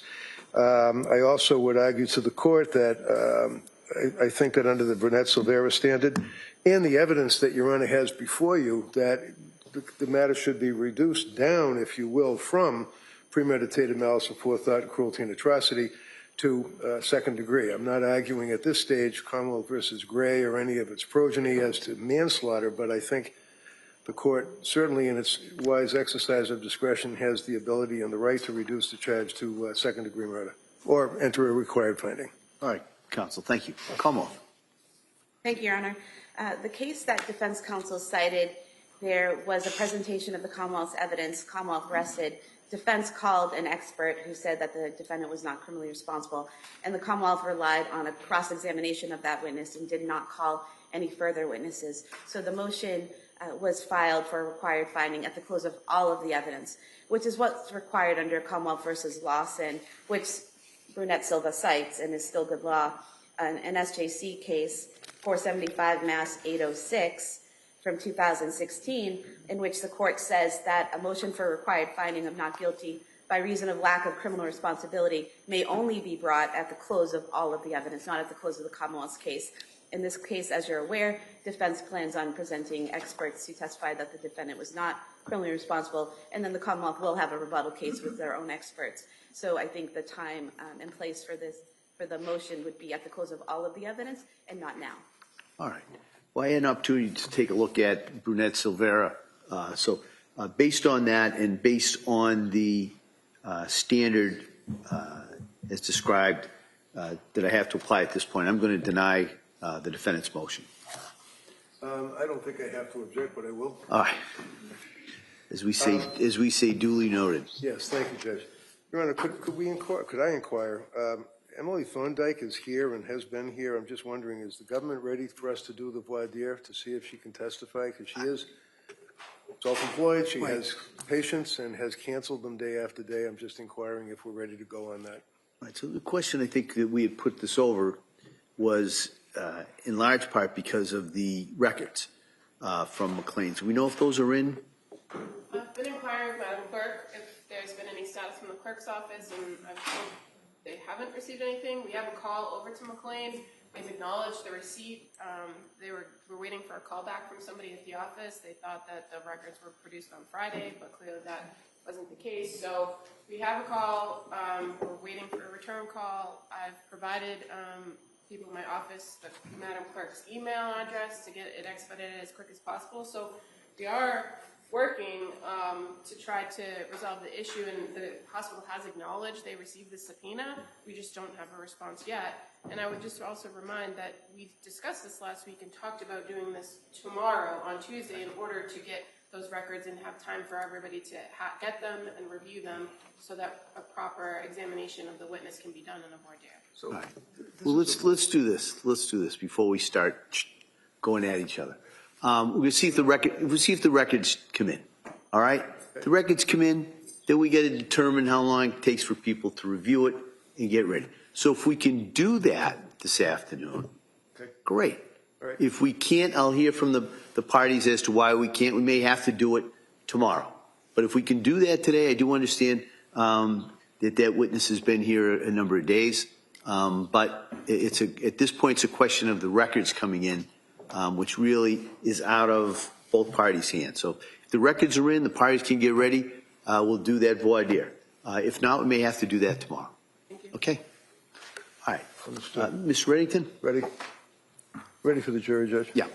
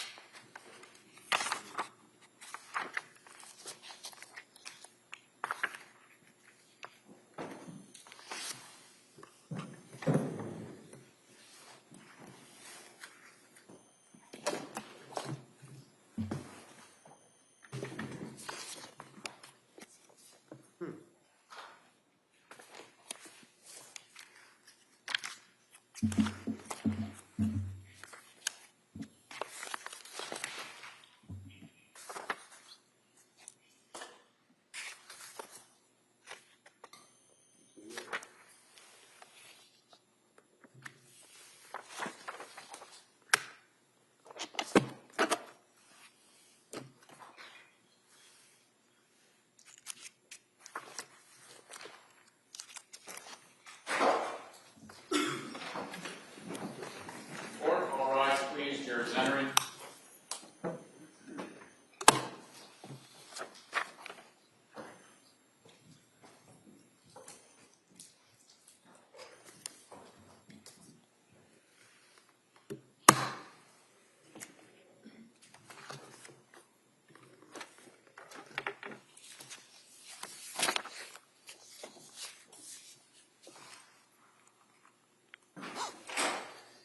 Court is back in session. You may be seated. For the purpose of the record, we return back to the trial of Commonwealth versus Lindsay Clancy. All parties present, including the defendant, and including the 18 jurors. All right. So members of the jury, as I indicated before, the Commonwealth is rested. All right. So at this time, I'm going to inquire of the defendant if she intends or wishes to call any witnesses at this time. Mr. Reddington? Yes, Your Honor, thank you. David Camp, please, I believe she's right outside.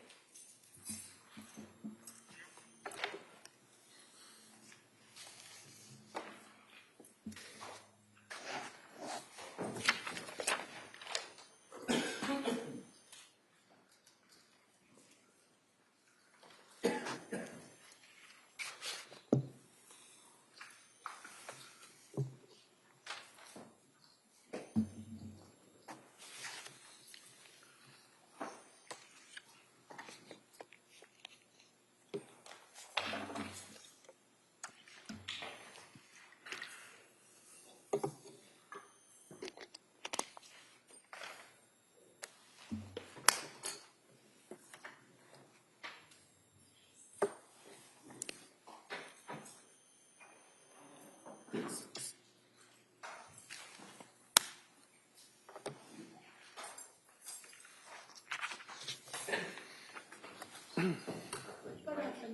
Please raise your right hand. Do you solemnly swear that the testimony and the evidence you shall give to the court and the jury in the matter now pending between the Commonwealth and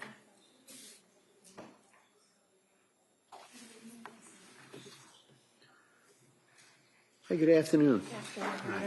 I'm going to ask you if you could keep your voice up and speak into that microphone. Okay? Thank you. I'm just going to say the same thing, so make sure that all the jurors way down here even can hear you, okay? Okay. Tell us your name. This is Margaret Hamp, And what town do you live in? Stoneham. And what do you do for work? I'm a labor and delivery nurse Where? at Mass General. And how long have you been working as a labor and delivery nurse? I started on our labor and delivery unit in 2012. Okay, so about, what, 24 years? No. I started for the obstetrics department in 2006. Okay, so 20 years you've been working for Mass General between obstetrics and labor and delivery, right? Correct. Do you know Lindsay? I do. How do you know her? I was working on the labor floor when Lindsay first started with us. So this would be the labor and delivery floor, and she started as a nurse, correct? Correct. You had already been working there? Correct. And she was about, what, 24 years old? Roughly. And came in as a young woman as a nurse, correct? Correct. Can you tell us, to your observation, let me ask you this, how many years did you work with her? She started, I believe, in 2015, and I worked until 2002 when she went out with Callan. About 7 years or thereabouts. Did you know that she had a child, Cora? Yes. And did you know that she had a child, Dawson? Yes. And ultimately that she had a child, a baby that was born very, very recently, Callan? Mm-hmm. In the years that you were working with her, were you able to observe, I mean, did she like being a nurse? Did she want to work, or was she a good nurse? What's your opinion? Lindsay loved being a nurse. She was really good at being a nurse. She was compassionate. She was kind. She was a patient advocate. She was the type of nurse that you wanted taking care of you or your loved one when you walked onto our unit. She would become emotional. Lindsay was often emotional during birth of complete strangers. She would cry and she would just say that was so beautiful. You could just tell that she really loved being in that setting. Over those years, right up until the time of Callan being born, fair to say that you stayed friendly with her? Yes. And you're still friendly with her? Yes. Can you tell us, did you observe during the time you worked with her how she emoted or felt about her children, all three of them? Yes. Tell us anything that you recall. So Lindsay and I worked the night shift together, and often on the night shift you get to have an opportunity to really get to know your coworkers and celebrate things that are happening in their lives or support them with things that are not going so well. Lindsay asked a lot of questions of her coworkers about parenting. Simple things as she would poll the nursing staff about monogrammed lunch boxes, right down to sleeping habits. What questions do you ask a daycare provider to make sure that you're in the right place? She was often asking her coworkers childcare, parenting tips. When she had Callan, after Callan was born in the late spring of 22, did you see her after the birth of Callan? I did not see her after the birth of Callan. Were you aware that she had taken a leave of absence from Mass General? Yes. Did you stay in touch with her by phone or text? I briefly kept in touch through text. After Callan was born, I reached out to her and I asked her for her address and how she was doing so I could send her a gift. And then a few months later, she circled back to me to thank me for the gift that I had sent her. Do you recall an incident on one occasion where she was looking or monitoring one of the children and the child was crying and you observed what happened after that? Yes. Tell us about that. Lindsay often checked in on her kids while they were sleeping at night. Again, we worked the night shift, and she had the ability to look at her phone and see what Cora or Callan were doing in their cribs. And she shared that with a lot of us. There was one particular night that Cora was crying. She was probably about 6 months old, and Lindsay never let Cora cry. She wasn't at that point in parenting, and she was very communicative about that. And Cora was crying on the monitor. It was the middle of the night, and maybe after 10 minutes, she started to call Pat, and he wasn't answering. And she got really worried that Cora was crying, but now Pat wasn't answering his phone. So in the middle of the night, she called the police to do a wellness check on her family. Okay. And while you were working the night shift, is that pretty much what you both worked together all those years? Yes. Would that be through the pandemic as well? Yes. Would you say that that was quite a bonding experience, being in labor delivery up close and personal with patients during the pandemic at night? Of course, it was a very challenging time as a healthcare provider. Thank you very much. You can inquire. All right, Como? Good morning. Good morning. So the incident that you just told us about where Ms. Clancy was watching the monitor overnight, you were aware that the police responded and everything was fine, right? Yes. And you worked with her through 2022 when she went out with leave on Callan? Correct. And you never visited their house after Callan was born, did you? No. You don't know what was going on in her life, did you? No. And she didn't share any of her struggles with you via text or in any other capacity, did she? No. And as a labor and delivery nurse, and having been trained in labor and delivery, and you said you worked obstetrics before, correct? Correct. Is it fair to say that you often have patients that come to you in both those areas that have some mental illness or are on psychiatric medications, right? Sometimes. And working labor and delivery, you have some training on how to handle patients that are on certain types of medications, right? Limited training, yes. Well, it affects how you're going to go through a birth plan or do a delivery if a person is on some sort of long-term medication, right? Right. And so you're aware that Zoloft is something that's deemed safe for pregnant moms and breastfeeding moms? Yes. And you've had patients that have dealt with bipolar issues before? Yes. And that they have to remain medication compliant in order to manage those things, right? Yes. Thank you. Nothing further. All right, Ms. Barrington? So your experience dealing with patients that have birthed a child, as the district attorney asked, and are on Zoloft and expressing issues of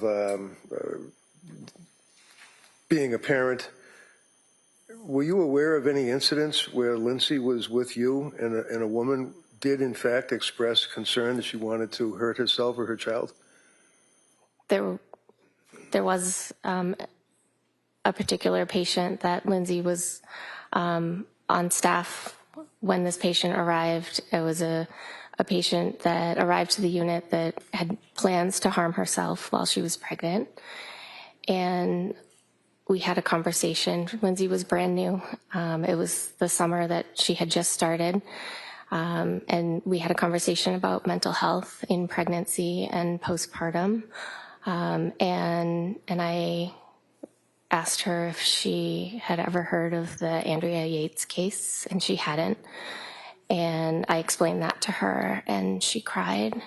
And she said, "How could a mother hurt her children?" Thank you. All set.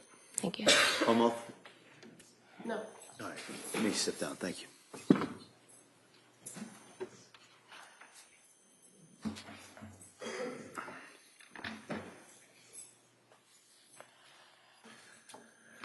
Counsel.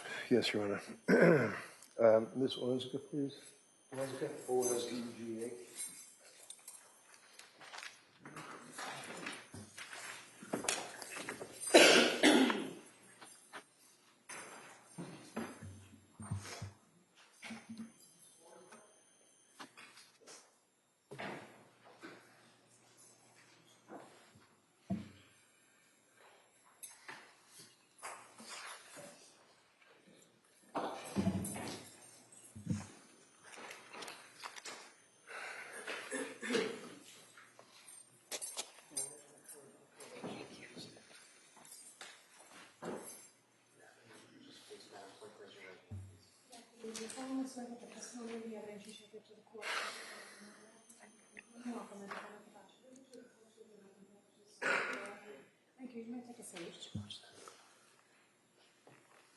Hey, good afternoon.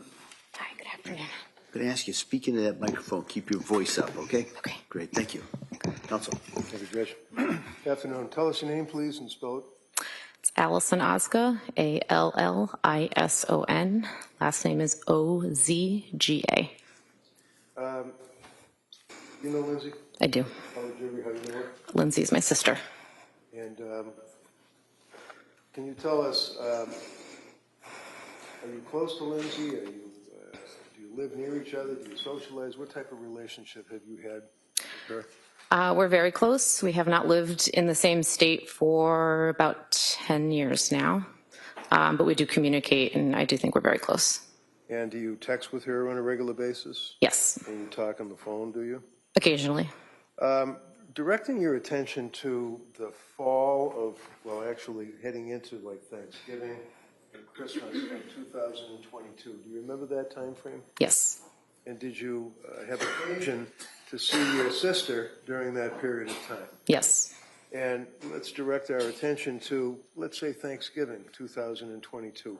Had you noticed any change in Lindsay's personality or any observation of how she appeared to you? I will say on Thanksgiving in particular is when the first time I saw her in person after quite some time. I had known she had not been doing well via text message communication that we had. I think on Thanksgiving, she, her mood did not look good, her energy, she didn't seem very energized. It definitely seemed off from how I've seen her in the past.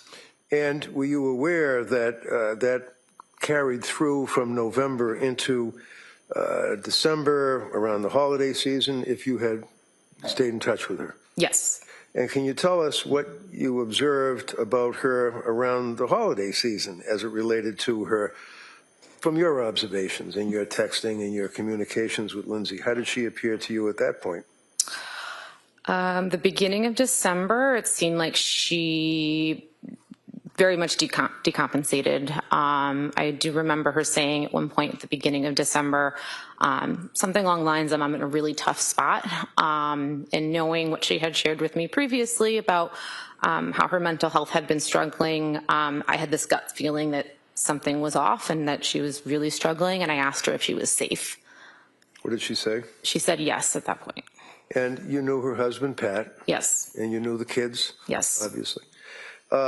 Do you recall around Christmas itself, and perhaps a little bit thereafter, that you spoke with her and that she indicated, basically, I'm not doing okay? Yes. Can you tell the jury what you observed about her demeanor or her symptomology when you said she was decompensating around that time? What were they symptoms in your mind of?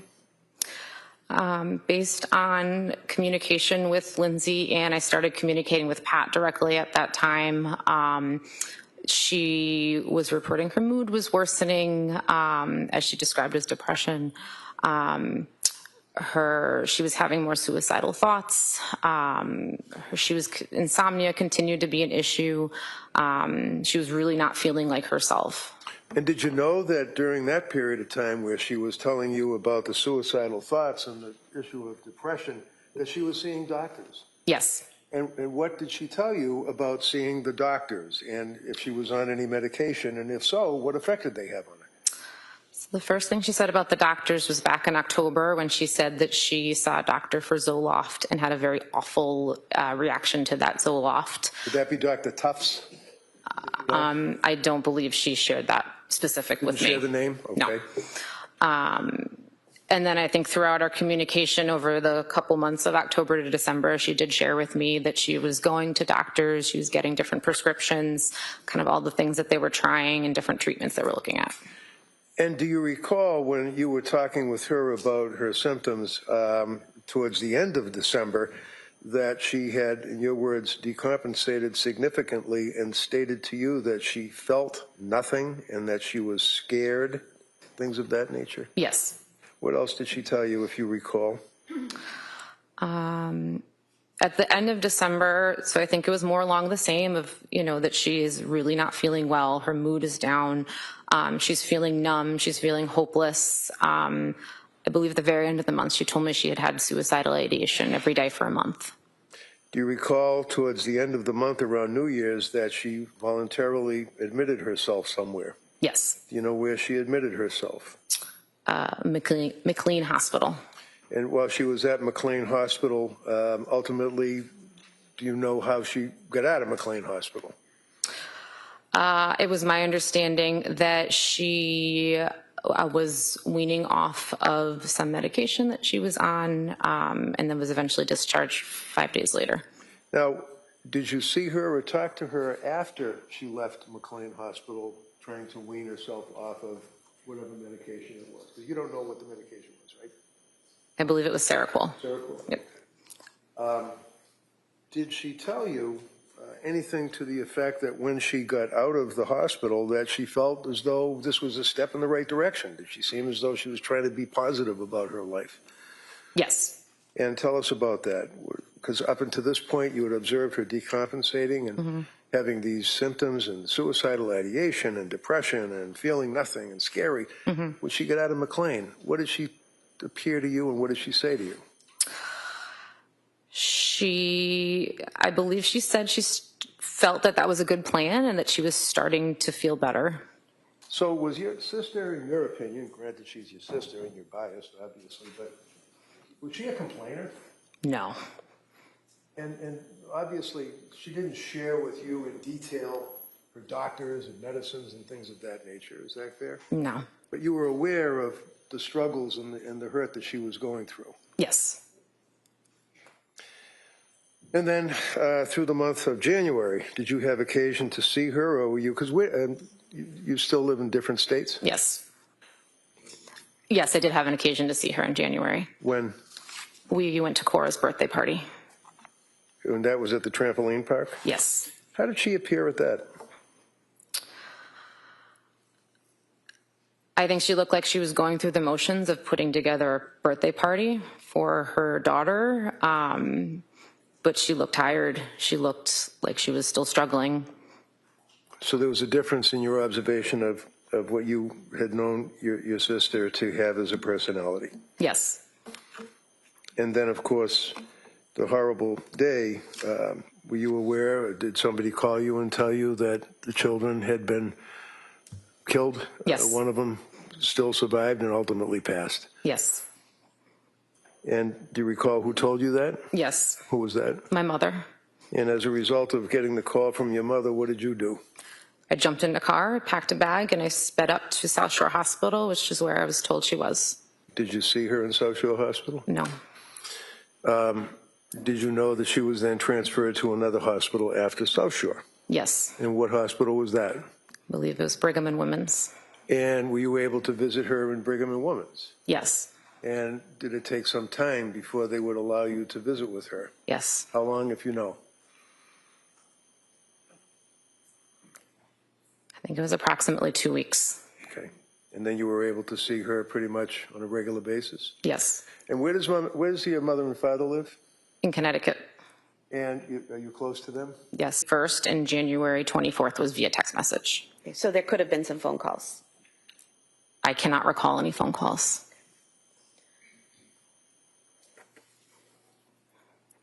You are a licensed social worker, correct? Correct.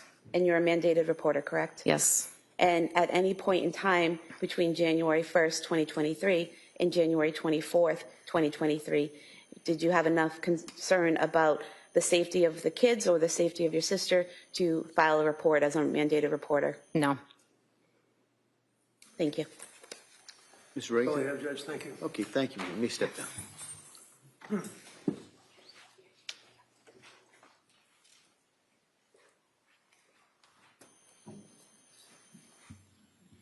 I would call Paula Musgrove, please.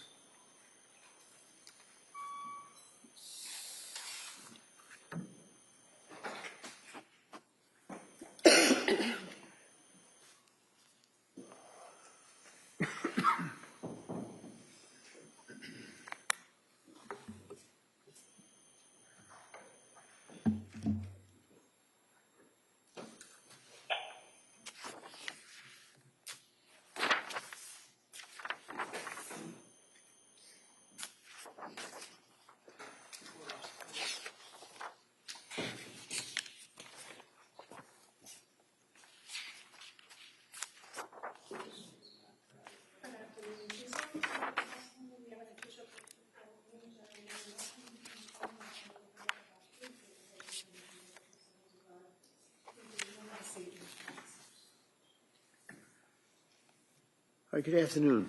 Good afternoon. Okay, I'm going to remind you, like I remind everybody else, just speak into the microphone if you can keep your voice up, please. Okay. Thank you. Afternoon. Tell us your name and spell your name, please. My name is Paula Musgrove, Paula Musgrove. And Mrs. Musgrove, fair to say that you are Lindsay's mother, Yes, I am Lindsay's mother. and your husband is here as well in the blue shirt, correct? Yes. We've been here for every day for the trial. Is that correct? Yes. We just have a few questions for you. Obviously, you tell us about Lindsay when she was a kid. Was she a good kid, good student, that type of thing? She was a very good kid and an excellent student. Very excellent student all through school, through high school, college. Yes, excellent. Ever been in trouble, law enforcement or schools or discipline or anything? No. Were you aware of her husband, Pat? Yes. And obviously, you knew when they got married, when they were dating and things of that Yes. nature, right? Went to the wedding, obviously. Yes. Fair to say that you were close to your daughter and Pat? Yes. And you knew, obviously, the grandchildren? Yes. Tell the jury how you interacted and felt about your grandchildren. I loved my grandchildren with all my heart. You never know what it's like to love a grandchild until you become a grandmother. And it was the most beautiful thing. I love them with all my heart. Now, did you have occasion to see how Lindsay reacted and treated her kids as a mother? Yes. And granted that you're her mother, so you're obviously biased, tell the jury what observations you made of Lindsay as a mother through the years after Cora was born, and then Dawson, and then, of course, baby Callan. Lindsay. In 2022, Callan was born, is that correct? Yes. Did you stay in touch with Lindsay and Pat during that period of time, the spring into the summer of 2022? Yes. And how often would you see them or talk to them, or what would you do? You go to cookouts, or would you have parties, or how would you socialize? Myself and my husband would travel from Connecticut to Duxbury at least 2 or 3 times a month, as well as them coming to Connecticut to visit us. And would you agree that in the summer, for example, of 2022, that Lindsay and Pat were active with the kids and were pretty happy?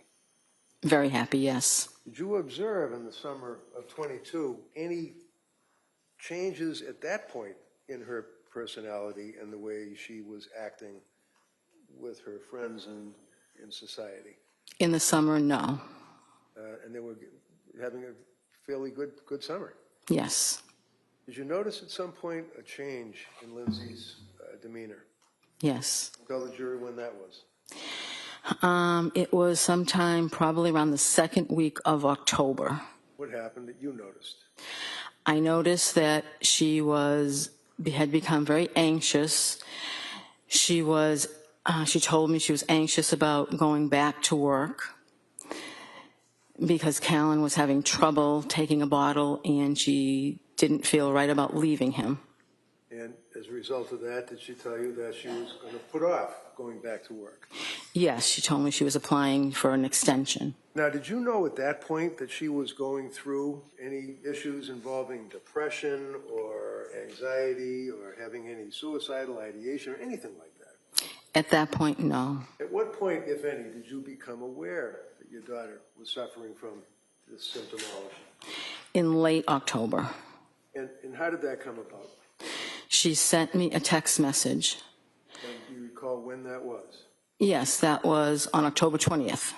Now, Your Honor, the government has introduced into evidence the entire of the phone dumps, if you will, and I think they put it on a disc, and it's probably thousands of pages, but I do have the text thread that deals with that time frame in October. I'd like to offer that so that it's apparent what I'm referring to rather than having to search through thousands of pages of a disc.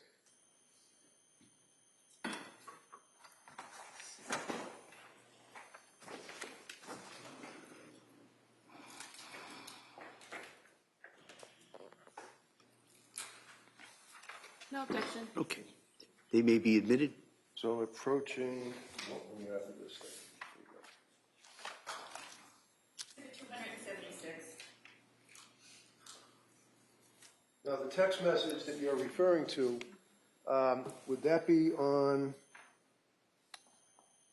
October 20th of 2022? Yes, And do you have that on your phone right now? I do. Can you just pull that up for us? I can. Just give me a moment.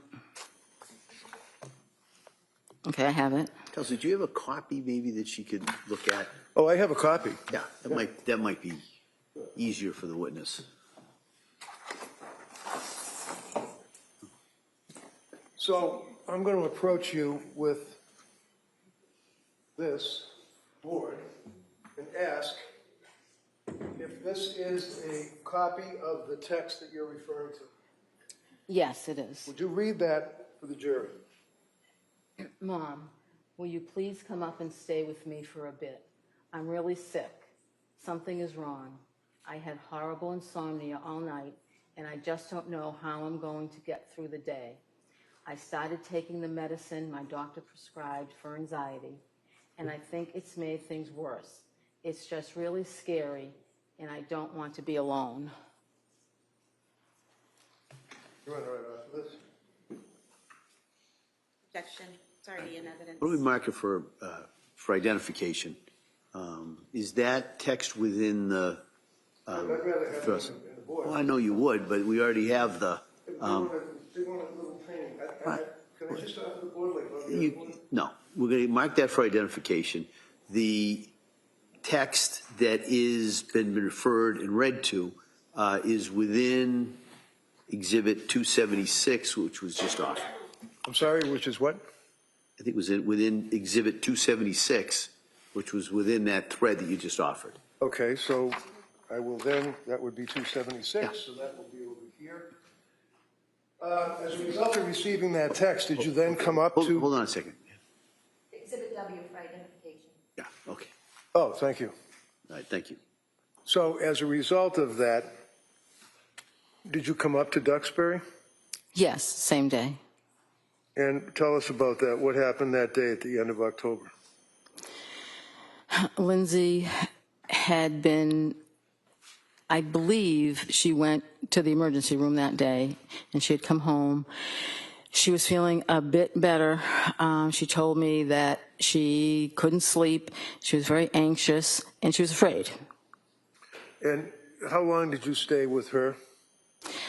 At that point? Yes. I believe at that point I stayed for about a week. And was your husband with you? He came later. He didn't come directly with me then because he was still working, so he came later. I never asked. What did you do for work? I worked for Weight Watchers. And you're retired? Yes. How about your husband? Is he working now? He recently retired. And what was the nature of his work? He was in photography, What kind of photography? school picture photography. For yearbooks and things like that? Yeah, and school pictures, and you had your kids' pictures taken. And he just recently retired? Yes. Is it fair to say that during the month of October into November, into the holidays in December, that you and your husband would stay with Lindsay and the kids? Yes. I stayed more than my husband because he needed to go back home to work. Sure. While you were staying with Lindsay, can you tell us your opinion as to her condition? Was it decompensating? Was she getting better as time went on through November and December into the holidays? Through November into December, it was not getting better into the holidays. And you knew she was on medication at that point? Yes. You knew she was seeing doctors at that point? Yes. So tell us, is there an incident that came to your mind that you recall that occurred on one evening that indicated to you how seriously she was suffering? There were many. One particular evening that was disturbing to me was that, she was afraid to be alone, and she actually asked if she could sleep with me. When was that? That was late November, early December. And did she indeed sleep with you on that occasion? She did. Continuing on through the holidays, did you guys get together for the holidays, Christmas or Thanksgiving, if you recall?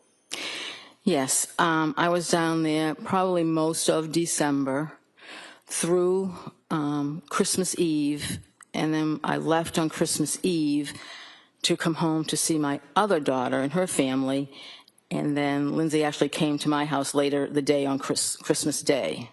Was she with Pat? Yes. Okay, and the kids? Yes. During that period of time, did you make further observation as time went into January? Oh, back it up. At some point, she voluntarily went into McLean Hospital? Yes. You knew that? Yes. How did you know that? I was there. What do you mean you were there? I was at Lindsay's house staying with them. You take care of the kids? Yes. And it's fair to say that Pat's parents, mom and dad, also stepped up, taking care of the kids, helping out during this period of time? They were there, I guess, when we weren't there. I didn't really see them, but... Right, because you guys would be different time frames. Right. But you all were pulling together as a family, is that Right. correct? January, leading up to January 24th, do you recall, and can you tell the jurors what, if any, observations you made of Lindsay and her condition? Lindsay had lost a lot of weight. She had become, during this whole time, paranoid about different things that really she shouldn't have, really weren't logical to become paranoid about. She would mention that this wasn't her mind. She would say to me, this isn't me. I've never been like this before. And I would agree because she wasn't.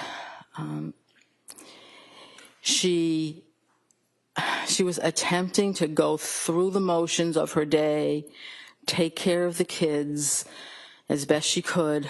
She didn't want to drive.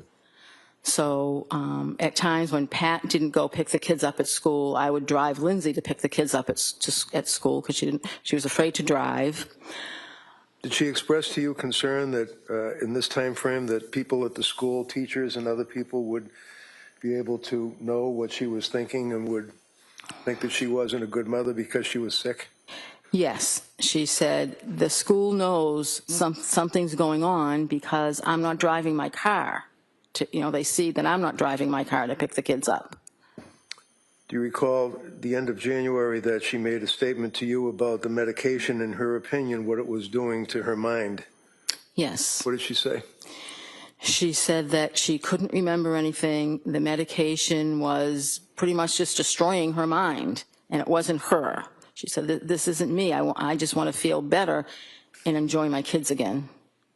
Now, I know that this is difficult. In December, of 2022, do you recall a time that you were in the kitchen with Lindsay and Patrick and she made a statement about her state of mind to her husband, Pat, and you were there? Yes. I know it's difficult. Just tell us what you remember. I remember her being very nervous. I remember her saying, I just have to tell you guys something. And then she told us. What did she tell you? She told us that she had thoughts of harming the children. Thank you very much. Why don't we take the afternoon recess at this time? We'll come back for cross-examination. All right. So, ma'am, you can step down. Thank you.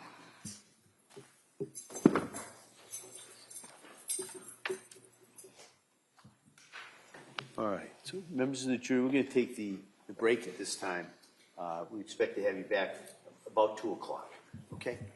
All rise, please. Jurors exiting.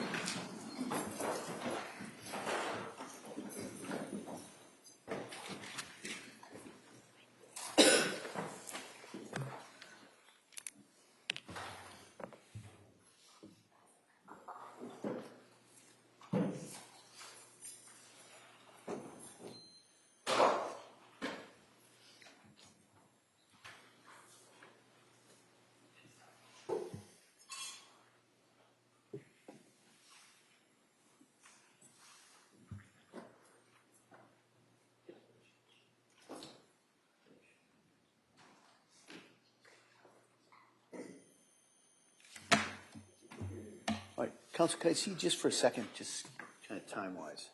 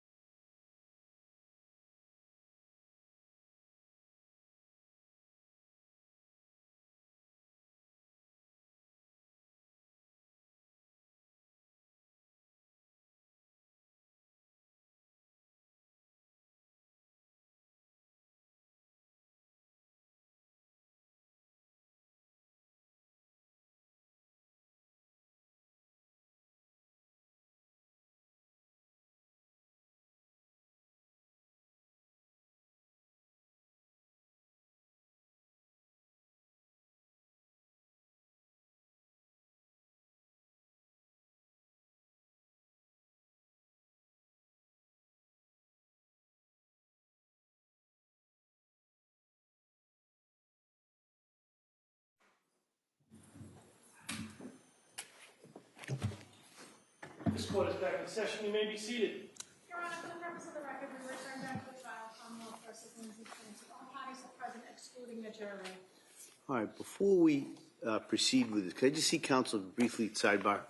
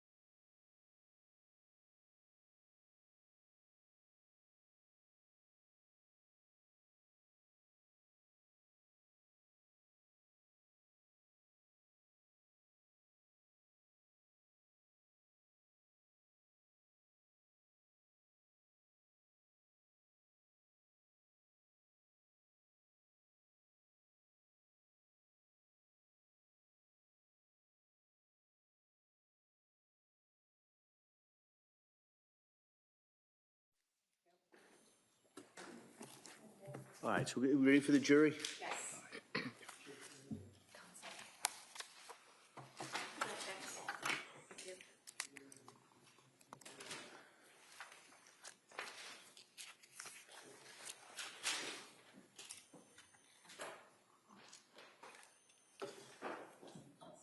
Do you have some water up there? I do, thank you.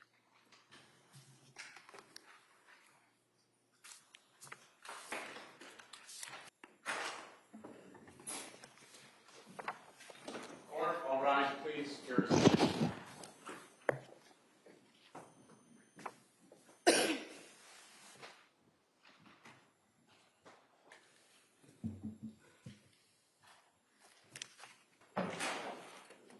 Court is back in session. You may be seated. Your Honor, for the purpose of the record, we return back to the trial, Commonwealth versus Lindsay Clancy. All parties are present, including the defendant, and including the 18 jurors. All right, thank you, Madam Clerk. Trudy Sprague? Thank you, Your Honor. Good afternoon. Afternoon. I remember, I would say early to mid December, probably maybe earlier rather than mid-December, but I don't exactly remember when. And you were asked about some text messages in October, and those are now an exhibit, I believe. Exhibit 276. And so you talked about the text on the 20th when she asked you to come and she was having a hard time, right? Yes. A day before, on October 19th, she had sent you a different text message stating, "Hi, Mom, would you ever consider coming to stay with us for a couple days at a time to help with childcare so I can work?" And talking to a therapist and doing a lot of thinking, I actually think going to work will help me, but it's really hard with nurses' hours to get childcare that we need. I'm thinking if you could come like Sunday to mid-Tuesday, it'd be really helpful, just a thought. Do you remember that text the day before? Yes. And did you agree in a text message that you said I can come and help out? Yes.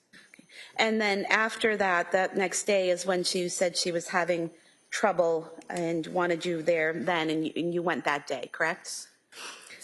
But you said you were there for about a week, but there's a text on October 20th that's not included in this exhibit, where on October 24th at 2:36 p.m., you send a text to her saying, "How are things today?" And she responds, "Good." You remember that? Yes. So were you already home at that point when you were asking her how she was doing on the 24th? I must have been home at that point. I honestly don't remember. I was back and forth so many times. So the time frames are really jumbled in my head as far as how long I stayed any particular time. And so you would go and help out when they asked you to, and then you would go home when things were calmed down a little bit. Is that right? Not exactly right. No? And she did say on the 24th that she was doing good that day, correct? I don't recall, but if that's what the text says, then Here you go, you can look at it. yeah.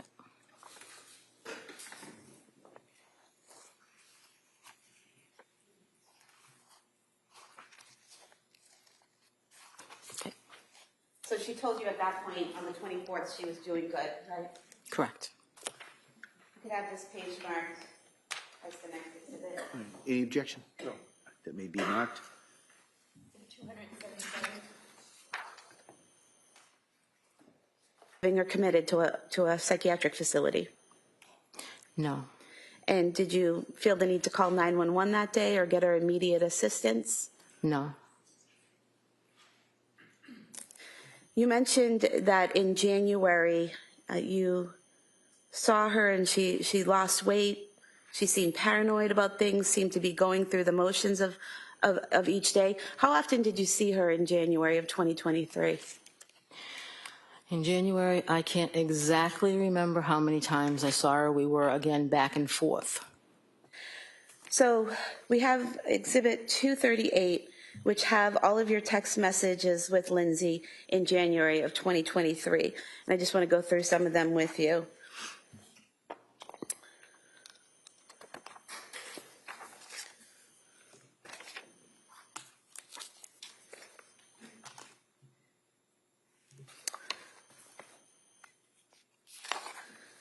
So on page 17 of the exhibit, this is on January 4th, 2023, so the day before she was discharged from McLean. And she sent you a text stating, "Think I'm coming home tomorrow evening, !" I talked to the doctor and I made up a follow-up appointment with my other psychiatrist besides Rebecca for Friday morning. So she said she'd be okay with me leaving Thursday around 5. Do you remember getting those messages? Yep. And were you staying at the home helping out with the kids at that point? Yes.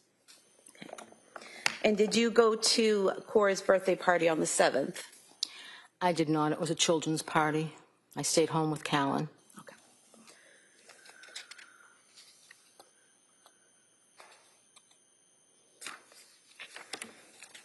And do you recall when you went home? I don't recall. I'm looking at page 28, and there's a text from Lindsay on January 7th, 2023 at 7:02 p.m. to you where it says, "Make it home okay," and you said, "Yep." Does that make sense that you would have gone home on the 7th after the birthday party? Yes, if that's what the text says, yes. And then on page 29, we have text messages between yourself and Lindsay on January 8th, where you ask how things are going today, and she says, "Good, going to the Science Museum." You say, "Great, that will be fun. Sleep good last night." And she said, "I actually did, with less Ativan, so that was good." Do you remember that? I don't recall the exact text messages. Do you recall her texting you about going to the Science Museum? No, I don't recall that. Do you think looking at them might help? Sure. I'm going to show you page 29 and then page 30.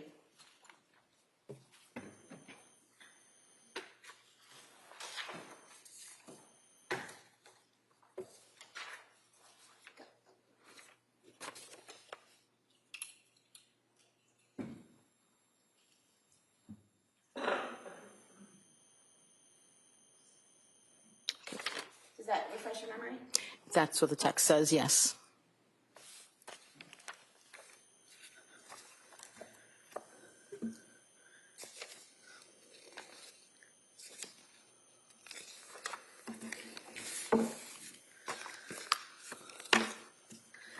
And then on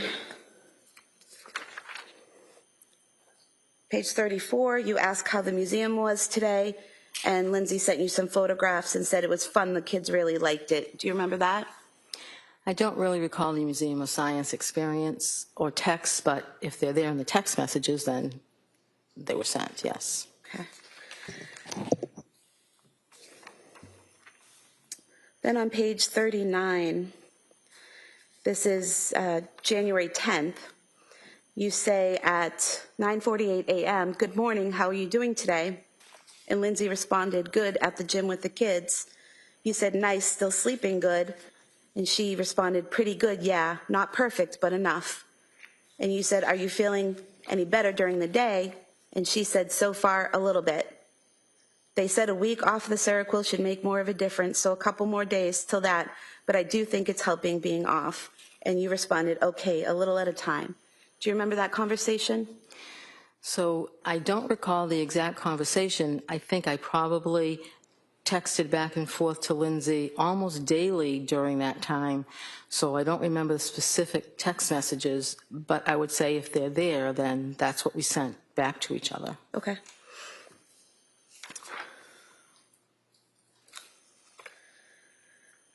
And then there were further text messages that day.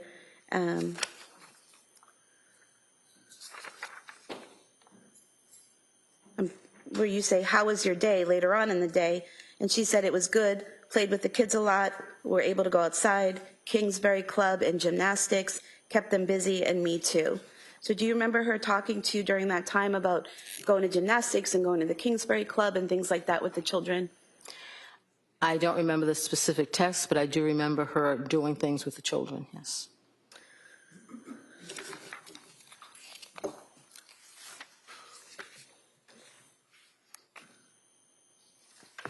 Then on January 11th, the following day, you sent a text, excuse me, "How are you feeling today?" And she responded with a photo of Callan drinking out of a Mary Lou's cup, saying, "We have another Mary Lou's fan." And you said, "Decaf, looks like he's enjoying it." And then later on, you asked again, "How are you doing today?" And she said, "Hi, Mom, doing all right. Nothing new, really, just taking it day by day." You said, "Still feeling a little better." And she said, "A little bit." You said, "Sleeping okay." She said, "Not great last night because Cora was up with a bellyache." Do you remember that? So again, we texted so many times, daily, twice daily, maybe 3 times daily, so I can't say that I remember the specific text. I do remember the picture of Callan with the Mary Lou cup because that stands out in my mind. But the specific text going back and forth, we just did it so often that I can't say I remember the specific text you're reading back to me. Okay. But again, if they were there, then we sent them. Right. And do you remember Lindsay, talking to you about Cora having stomach issues during the month of January? Yes. And belly aches off and on? Yes.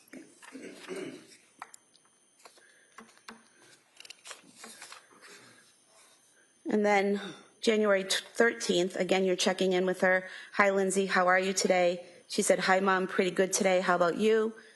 And you asked about the little ones, and she said, "All good, went to the gym this morning, just hanging out, and now they have no school today." And then, "But some," she says, "a little, but I still don't feel like you," but then she corrects it to me. And you ask her if she's going to be able to get outside with the kids today, and she said she's going to try. So similar conversations to that where you're talking about medication and how she's doing on the medication? Yes, I get. Then the following day, on the 15th of January, you say, "Good morning, is it a good morning for you today?" She says, "Good morning, it's pretty good going to an indoor water park." And she tells you that it's at the Cape Codder. Do you remember them going to the Cape Codder water park? I do remember them going there, yes. And then on the following day, on the 16th, you actually texted her, "How was the water park yesterday?" She said, "It was fun. Cora and Dawson enjoyed. Callan didn't know what to think of it. Couldn't get any pics because it was too hectic, keeping track of them in the water and stuff. And it was busy, but it was a good time." Does that sound familiar, that they had a good time that day? And you asked her that day if she had anything planned, and she said Pat took Cora skiing, so she was hanging with the boys. Do you remember that? Not specifically, I don't remember that text. She, that same day, sent you some photographs of Dawson doing a drawing of a firefighter and Callan. Do you remember receiving those? I do remember the pictures, yes.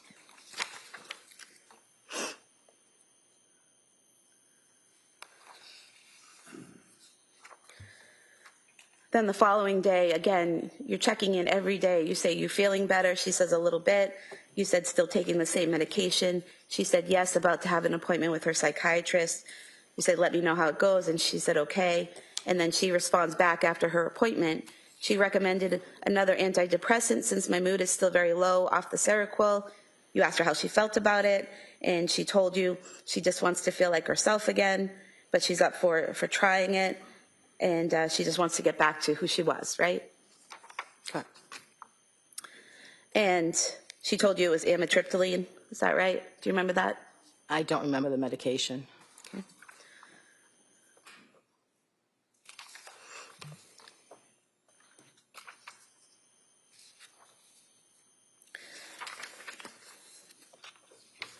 Then on the 18th, January 18th, again, you're reaching out. And she says, hi, Mom, I'm doing all right. How about you? And you say, you're good. You're thinking about visiting that weekend. And she says, that sounds good. And you ask her about being able to get out and exercise. And she said she's been walking on the treadmill at the gym for exercise.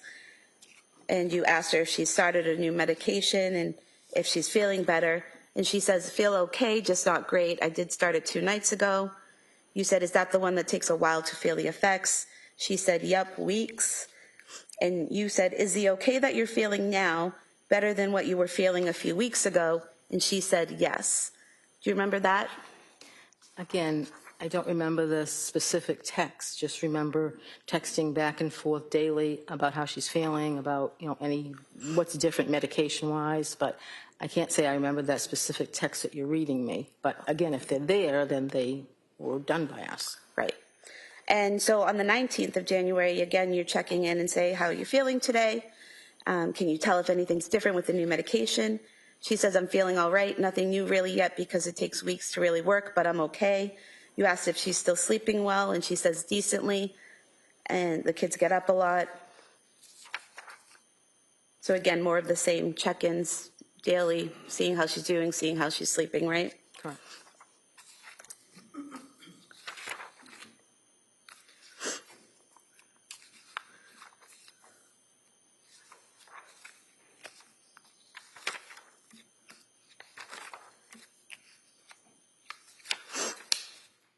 And then on the 20th, you reach out, is it pizza and movie night? She says just pizza and playing.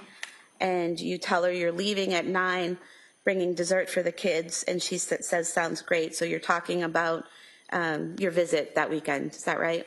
Yes.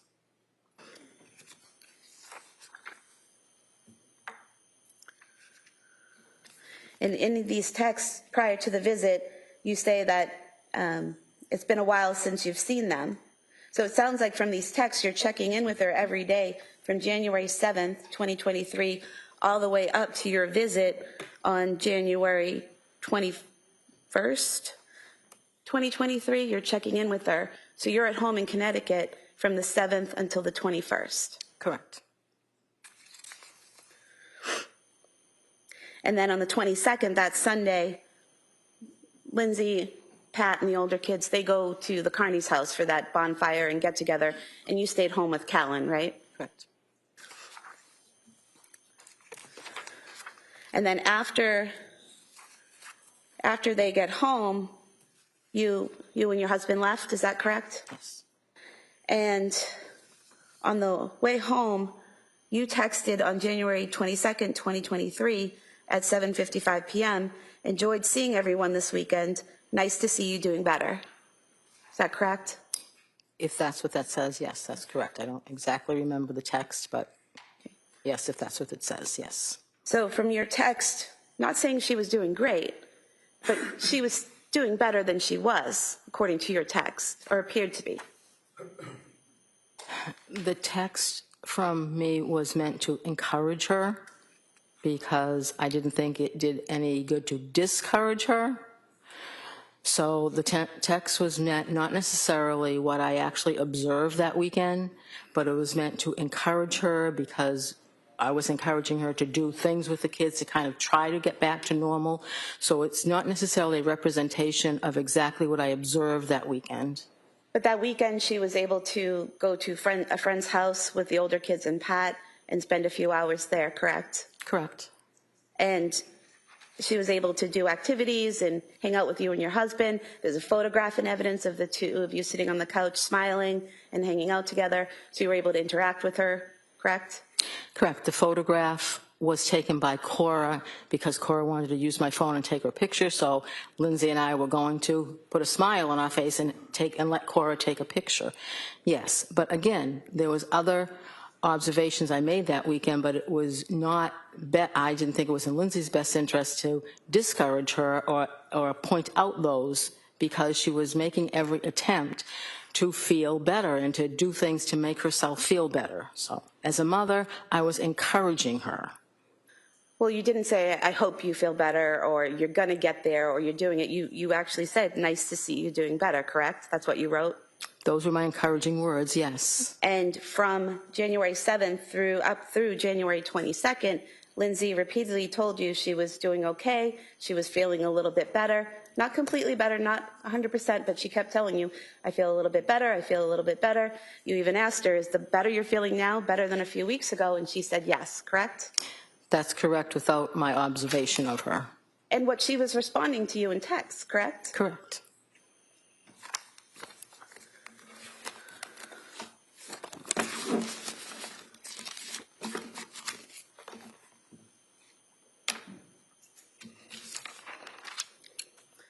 You also spoke to the police on January 25th, 2023. Do you remember that?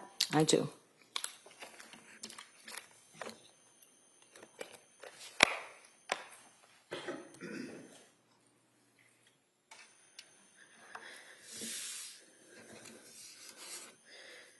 Do you remember telling the police that Lindsay seemed to be improving since leaving McLean?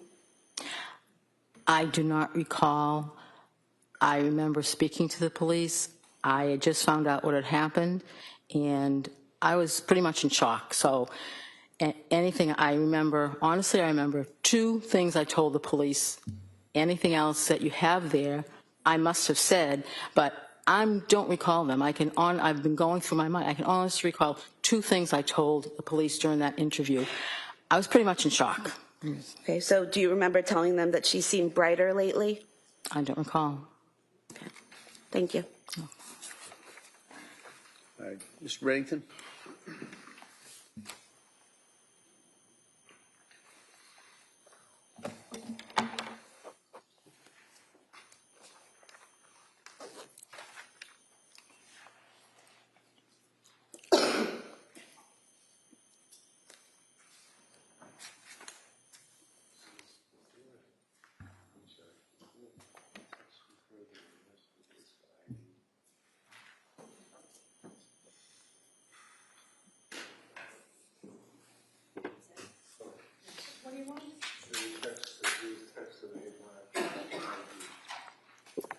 Oh, you mean the ones that you didn't mark? Yes. Oh, this was one. Oh, okay.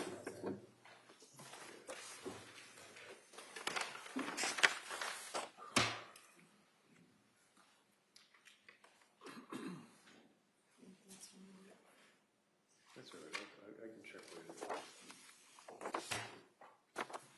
later. Just looking here through the exhibits, District Attorney stood up and said to you that I had introduced into evidence and showed you Exhibit 276, which would be a list of text dated on October 19th. Do you remember that? It was the black one. It was the copies. It wasn't green and blue. Do you recall that this was introduced into evidence? Do you recall her questioning you from this? On October 19th? Yeah, this is the one that I had introduced, was Exhibit 276, and the date would be October 19th, your text thread. Oh, yes, I'm sorry. And then she said, well, there's something missing, and went up and said to you, this text which would be 277. You recall that? I'm going to show it to you.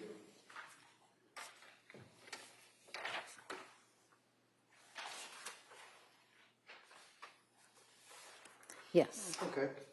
So what I had introduced was a text thread from October 19th up through and including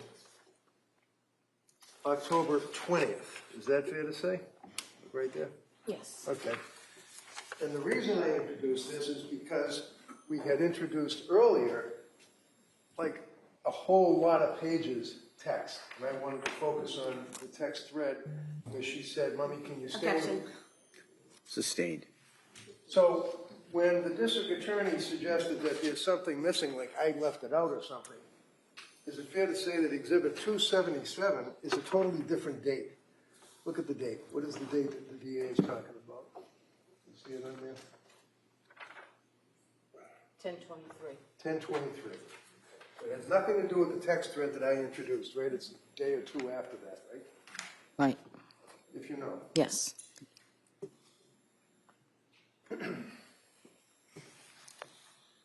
Now, we had introduced into evidence also the Celebrate record as Exhibit 238 that the state police for the district attorney's office had printed out. That is only the month of January. Do you recall that testimony? Yes. Yes. And then I introduced into evidence, or tried to introduce into evidence, all of the texts between you and your daughter, right? Yes. I think, Your Honor, that's what's, thank you. Okay.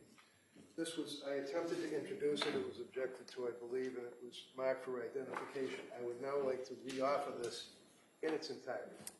I see counsel sidebar, please.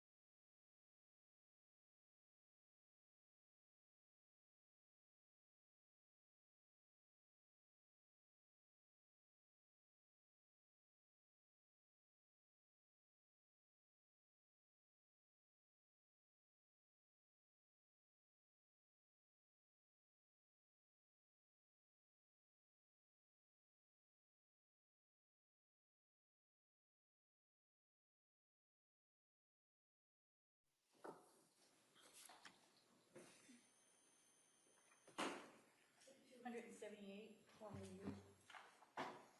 Thank you very much. That's all I have. All right. Almo? And when you were asked about Exhibit 271 and the text messages on October 23rd and October 24th, that was to establish when you left the home that week of the 20th, correct?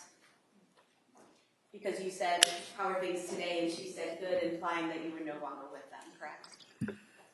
I believe so, yes. Thank you.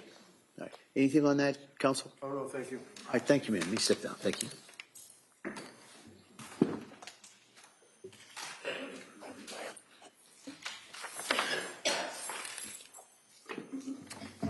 All right, defendant?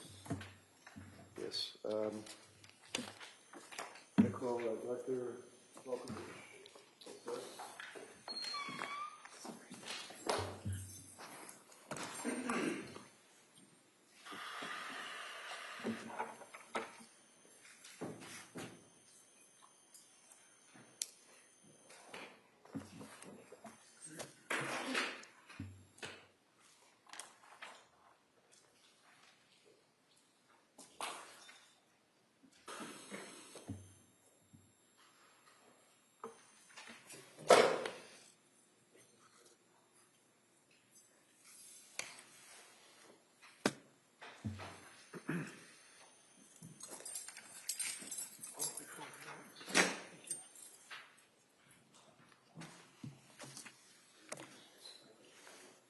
Good afternoon. Do you solemnly swear that the testimony in the evidence you should give correct and the truth, and you will be attended to flash and the truth, the whole truth, and nothing but the truth. Thank you, sir. You can have a seat. All right, good afternoon. All right, Mr. Rankin, why don't you hold off? I'm going to give an instruction. Oh, sure. At this point. Yep. So, members of the jury, I just want to give you an instruction. It's one I probably should have given a little bit earlier in the trial as well. It's going to apply to this witness. It applies to a number of witnesses who testified earlier, and it's going to apply to a number of witnesses who testify after. And it's in regards to expert witnesses. All right. So, generally, in cases that are tried in our courts, witnesses may testify only to facts that are within their own personal knowledge. Right? That's things that they've personally seen, heard, or felt. However, in a variety of cases, issues arise that are beyond the experiences of laypersons. In those type of cases, we allow a person with specialized training or experience called an expert witness to testify, and to testify not only to facts but also to opinions and the reasons for their opinions on issues that are within that witness's field of expertise and are relevant material to the case. Because a particular witness has specialized training and experience in their field, does not put that witness on a higher level than any other witness, and you are to treat the so-called expert witness just like you would treat any other witness. In other words, as with any other witness, it's completely up to you to decide whether you accept the testimony of any expert witness, including the opinions that they give. It's also entirely up to you to decide whether you accept the facts that are relied on by the expert, and to decide what conclusions, if any, you draw from the witness's testimony. You're free to reject the testimony and opinion of such a witness in whole or in part if you determine that the opinion is not based on sufficient education and experience, that the testimony of the witness was motivated by some bias or interest in the case. You must keep firmly in mind that you alone decide what the facts are.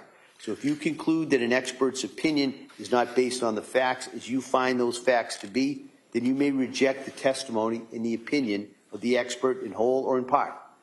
You must remember that expert witnesses do not decide cases, juries do.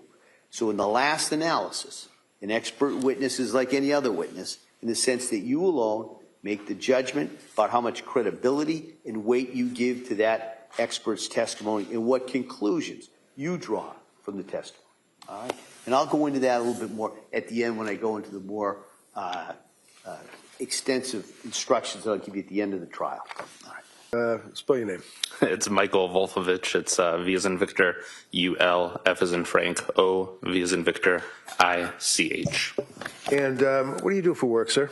I'm an emergency medicine doctor. I work full-time at Newton Wellesley Hospital. Newton Wellesley? Yes. And can you tell us, are you board certified, sir? I am. I'm board certified in emergency medicine. And that would be by the American Board of Emergency Medicine? Correct.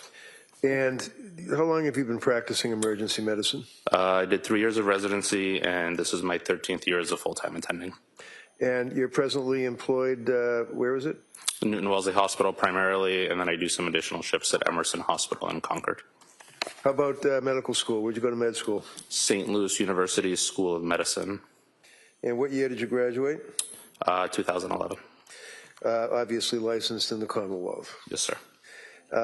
In the course of your training and experience, sir, do you work full-time in a particular field of medicine? Just emergency medicine. So basically we see any and all comers, anything from ankle sprains to traumas. Okay. Did I ask you to review some documents regarding this particular case involving Lindsay Clancy? You did. You asked me to review the... Very what you reviewed. Oh, sorry. You asked me to review the photos from the crime scene and then the emergency medical records from South Shore Hospital, Brigham and Women's Hospital, and then the records from her hospital stay at Brigham and Women's Hospital. So in reviewing all of those various hospital records, sir, you're aware that on January 24th of 2023, she initially was transported to South Shore Hospital. Is that correct? Yes, sir. And can you tell the jurors what's treatment she received at the South Shore Hospital briefly? So she arrived with a GCS of 10, meaning she was not really very responsive. Let me interrupt you just because what did you say, a G6? GCS, Glasgow Coma Scale. Okay, slow down, because I don't understand. What is a GCS? It's a Glasgow Coma Scale. It's a series of things that we look at to determine how responsive somebody is. You know, whether their eyes are opening spontaneously, whether they're able to speak on their own, and whether you're able to understand what they're saying, and then how much, if at all, they're moving, whether they're moving spontaneously, whether they can follow commands, that kind of thing. Okay. So the Glasgow Coma Scale GCS of 10, what does that tell you as an emergency room doctor? Tells us that she was not very responsive on arrival. It sounds like she was not speaking intelligibly, and the doctors at South Shore Hospital were concerned about her ability to maintain her own airway and made the decision to intubate her, which means putting a breathing tube down her throat into her lungs and placing her on a ventilator and sedating her. Was she also, what would be, I guess, referred to as hypothermic? She was. What does that mean? Means that her body temperature was below what's considered normal. So in her case, her core body temperature was, I believe, 82.1 degrees, which would put her into severe hypothermia. And did you note that she was tachycardic and hypotensive? Yes. What did that mean? So it means that her heart rate was above 100, and hypotensive means that her blood pressure was below what is considered normal. And South Shore Hospital, were they able to stabilize her? It sounds like they were able to stabilize her by placing a breathing tube in her neck, in her throat, to help with her breathing, and then they basically proceeded to obtain a bunch of imaging, started her on medications to sedate her and artificially raise her blood pressure. They started working on rewarming her, and then in conjunction with the trauma team there, they made the decision that she would be better served at a hospital with a higher level of care. Okay. And can you tell us what the injuries were that she presented herself with to the South Shore Hospital? So there were multiple injuries. She had lacerations to bilateral wrists. When you say lateral, what does that mean? Bilateral, both sides. So she had a laceration both to her left wrist and to her right wrist, and then multiple superficial lacerations as well. And then she also had multiple superficial lacerations to both sides of her neck, the front of her neck, and 2 deeper lacerations to the sides of her neck. So when you say superficial lacerations and then deeper lacerations, do you recall what's the standard? What do you look for in something like that? So it's tough. Everybody will describe them a little bit differently. In her case, I would describe multiple superficial lacerations, which would typically mean kind of scrapes on the surface of the skin, nothing that actually gets through the full thickness of the skin. And then she also had full thickness lacerations, meaning that she made it all the way through the skin into the subcutaneous tissue, the fatty tissue. And then you would need to describe it further if any additional structures were injured, which in her case they were not. Now, in your experience for a number of years in the emergency room, have you had occasion to treat people that have tried to commit suicide or successfully committed suicide by cutting their throat? Multiple times. Multiple times. And can you tell us, in your opinion, to a reasonable degree of medical certainty, sir, as to whether or not this injury or these injuries that you observe were consistent with what you've seen in other suicide attempts? Sustained. Well, can you tell us, did that look like an effort to pretend or fake a suicide? Sustained. Well, when you looked at the injuries, did you make a determination that they appeared to have some impact on the human body of Ms. Clancy? Yes. What was that? They were consistent with self-injurious behavior. The intent, I can't gauge, but... Anything further? Okay. Next question. Yep, thank you. How about the wrist? What did you observe about the wrist injuries, sir? So she had 2 full-thickness lacerations, one on the left, one on the right. What does that mean? It means that she made it all the way through the epidermis and the dermis, which is what makes up the skin in the wrist, and into the fatty tissue, which is the next layer. Okay. Are you familiar in your experience, sir, with hesitation wounds in a suicide attempt? Yes, to some extent. What does that mean? Means typically that they're more kind of subtle, weaker attempts to hurt yourself, not necessarily anything that's going to be deep to the structures of the skin, but more just scrapes along the surface. Okay, and you noticed some of those on the neck area as well, is that correct? There were multiple of those on both the neck and the wrists.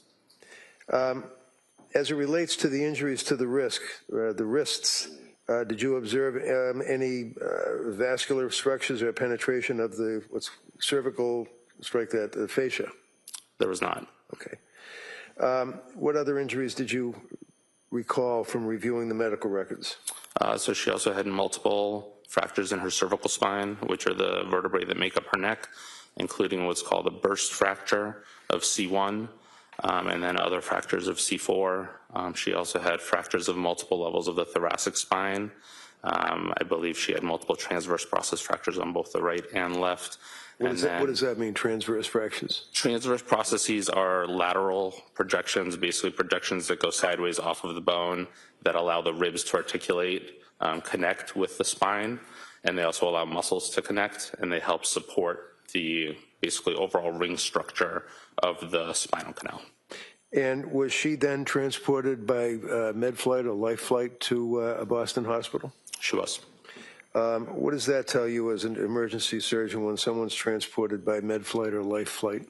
Typically means that her injuries are felt to be severe enough that she needs immediate intervention and further treatment, that the hospital that is basically necessitating the transport is saying that they cannot provide at their facility. She was then transported to what hospital? Brigham and Women's Hospital in Boston. She was admitted to what unit? Surgical ICU. And you had a chance to review all those medical records as well? I did. Did she suffer a particular event that night that you recall from looking at the records? She did shortly after arriving in the surgical ICU. It sounds like they were moving her, and when they moved her, they noticed that her blood pressure dropped, her pulse became faint, and subsequently she actually suffered a complete cardiac arrest and required 2 rounds of cardiopulmonary resuscitation with compressions and medications before she was able to be revived. And she also, to your knowledge, had suffered significant hemorrhage and had to have a fairly massive blood transfusion? Yes, they placed chest tubes, which are basically plastic tubes that go into the chest cavity on both sides, and had about 300 cc's of blood come out from each side, and there was also noted to be significant hemorrhage around the spine and into the mediastinum, which is the portion of the chest that houses a lot of the organs like your esophagus, your trachea, blood vessels, that kind of thing. Now, if there's a fracture or a serious fracture to, I believe it's C1, does that interfere possibly with a person's ability to breathe? It does. And how does that work? So if you have a fracture that affects the spinal cord above a certain level, typically above the 3rd cervical vertebrae, it basically removes your ability to initiate breathing on your own. Your 3rd, 4th, and 5th cervical vertebrae, the nerves that lead from there, are the ones that are responsible for telling your diaphragm to go up and down and help you breathe. And so if you lose the ability to send that signal down to your diaphragm, you lose the ability to breathe. Now, as it relates to your review of the medical records and review of the history, are you aware of the mechanism of the injuries that she suffered that you just described for the jury? I am. Tell us what that was, to your knowledge. That she went out of her second-story window. And going out of the window, obviously, did she strike the ground, or? She did. And that caused the injuries, the mechanism of injury? Yes, it's consistent with all of her injuries. Now, with your experience, sir, with, as you indicated, dealing with people in the emergency room and treating people that have been involved with sequential acts of self-harm, do you have an opinion to a reasonable degree of medical certainty as an emergency board-certified physician as to the effect of the combination of the multiple sequential injuries that you saw? Objection. Can I see counsel at sidebar? I'm just. I can withdraw it, Judge. I'll withdraw it. Just thank you very much. No questions. All right. Thank you, Doctor. Thank you.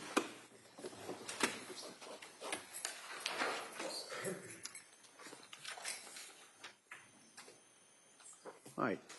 Counsel, could I see it sidebar? Okay.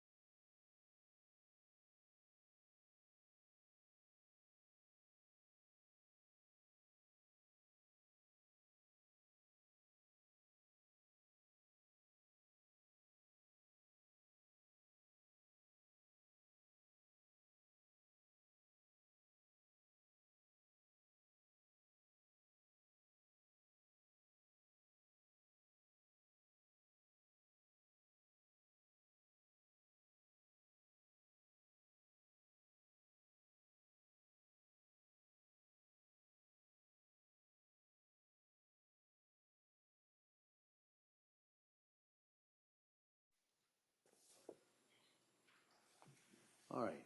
Members of the jury, I told you it was going to be stop and start, right? So we're going to stop now, but we're going to stop now for the day for you. I'm going to come back. I've got to talk to counsel about setting some things up logistically for tomorrow. All right. So tomorrow, the plan would be, hopefully we'll start right at 9 or right as close as we can. And we'd hope to have a pretty full day in regards to the witnesses. All right. So I'm going to excuse you till tomorrow at 9. I'm going to remind you, don't talk about this case. Don't read anything about it or anything about any similar cases. Don't do any research. Don't listen to anything. Don't post anything. You kind of know where I'm going, right? So I'm going to ask you to follow those instructions again. I'm going to give you those questions, and I hope you have a nice evening. We'll see you tomorrow morning. Okay? Thank you. All rise, please, for your executive.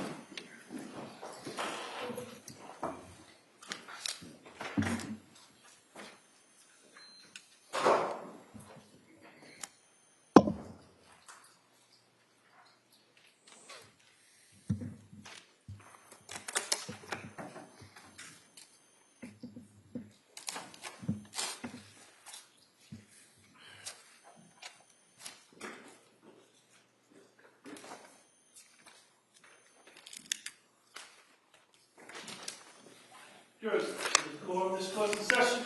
Please seated. Hey, Counsel, I see you sidebar just really in regards to tomorrow. Not very long.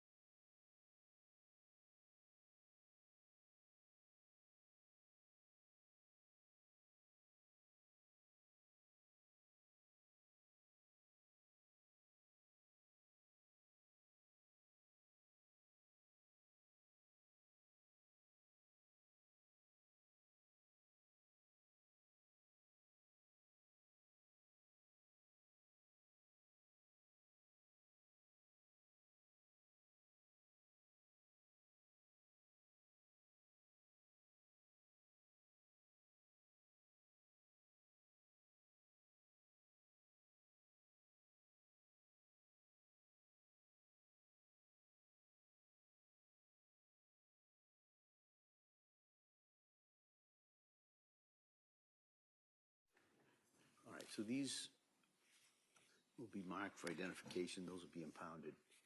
Thank you, Your Honor. All right. Thank you, counsel. All right. Anything else you should address before tomorrow morning, Commonwealth? No, Your Honor. All right. Mr. Reddington? All right. So I appreciate everybody's patience and work on this morning and this afternoon. So we'll be in recess on this matter till 9 o'clock tomorrow. Thank you. Court, all rise.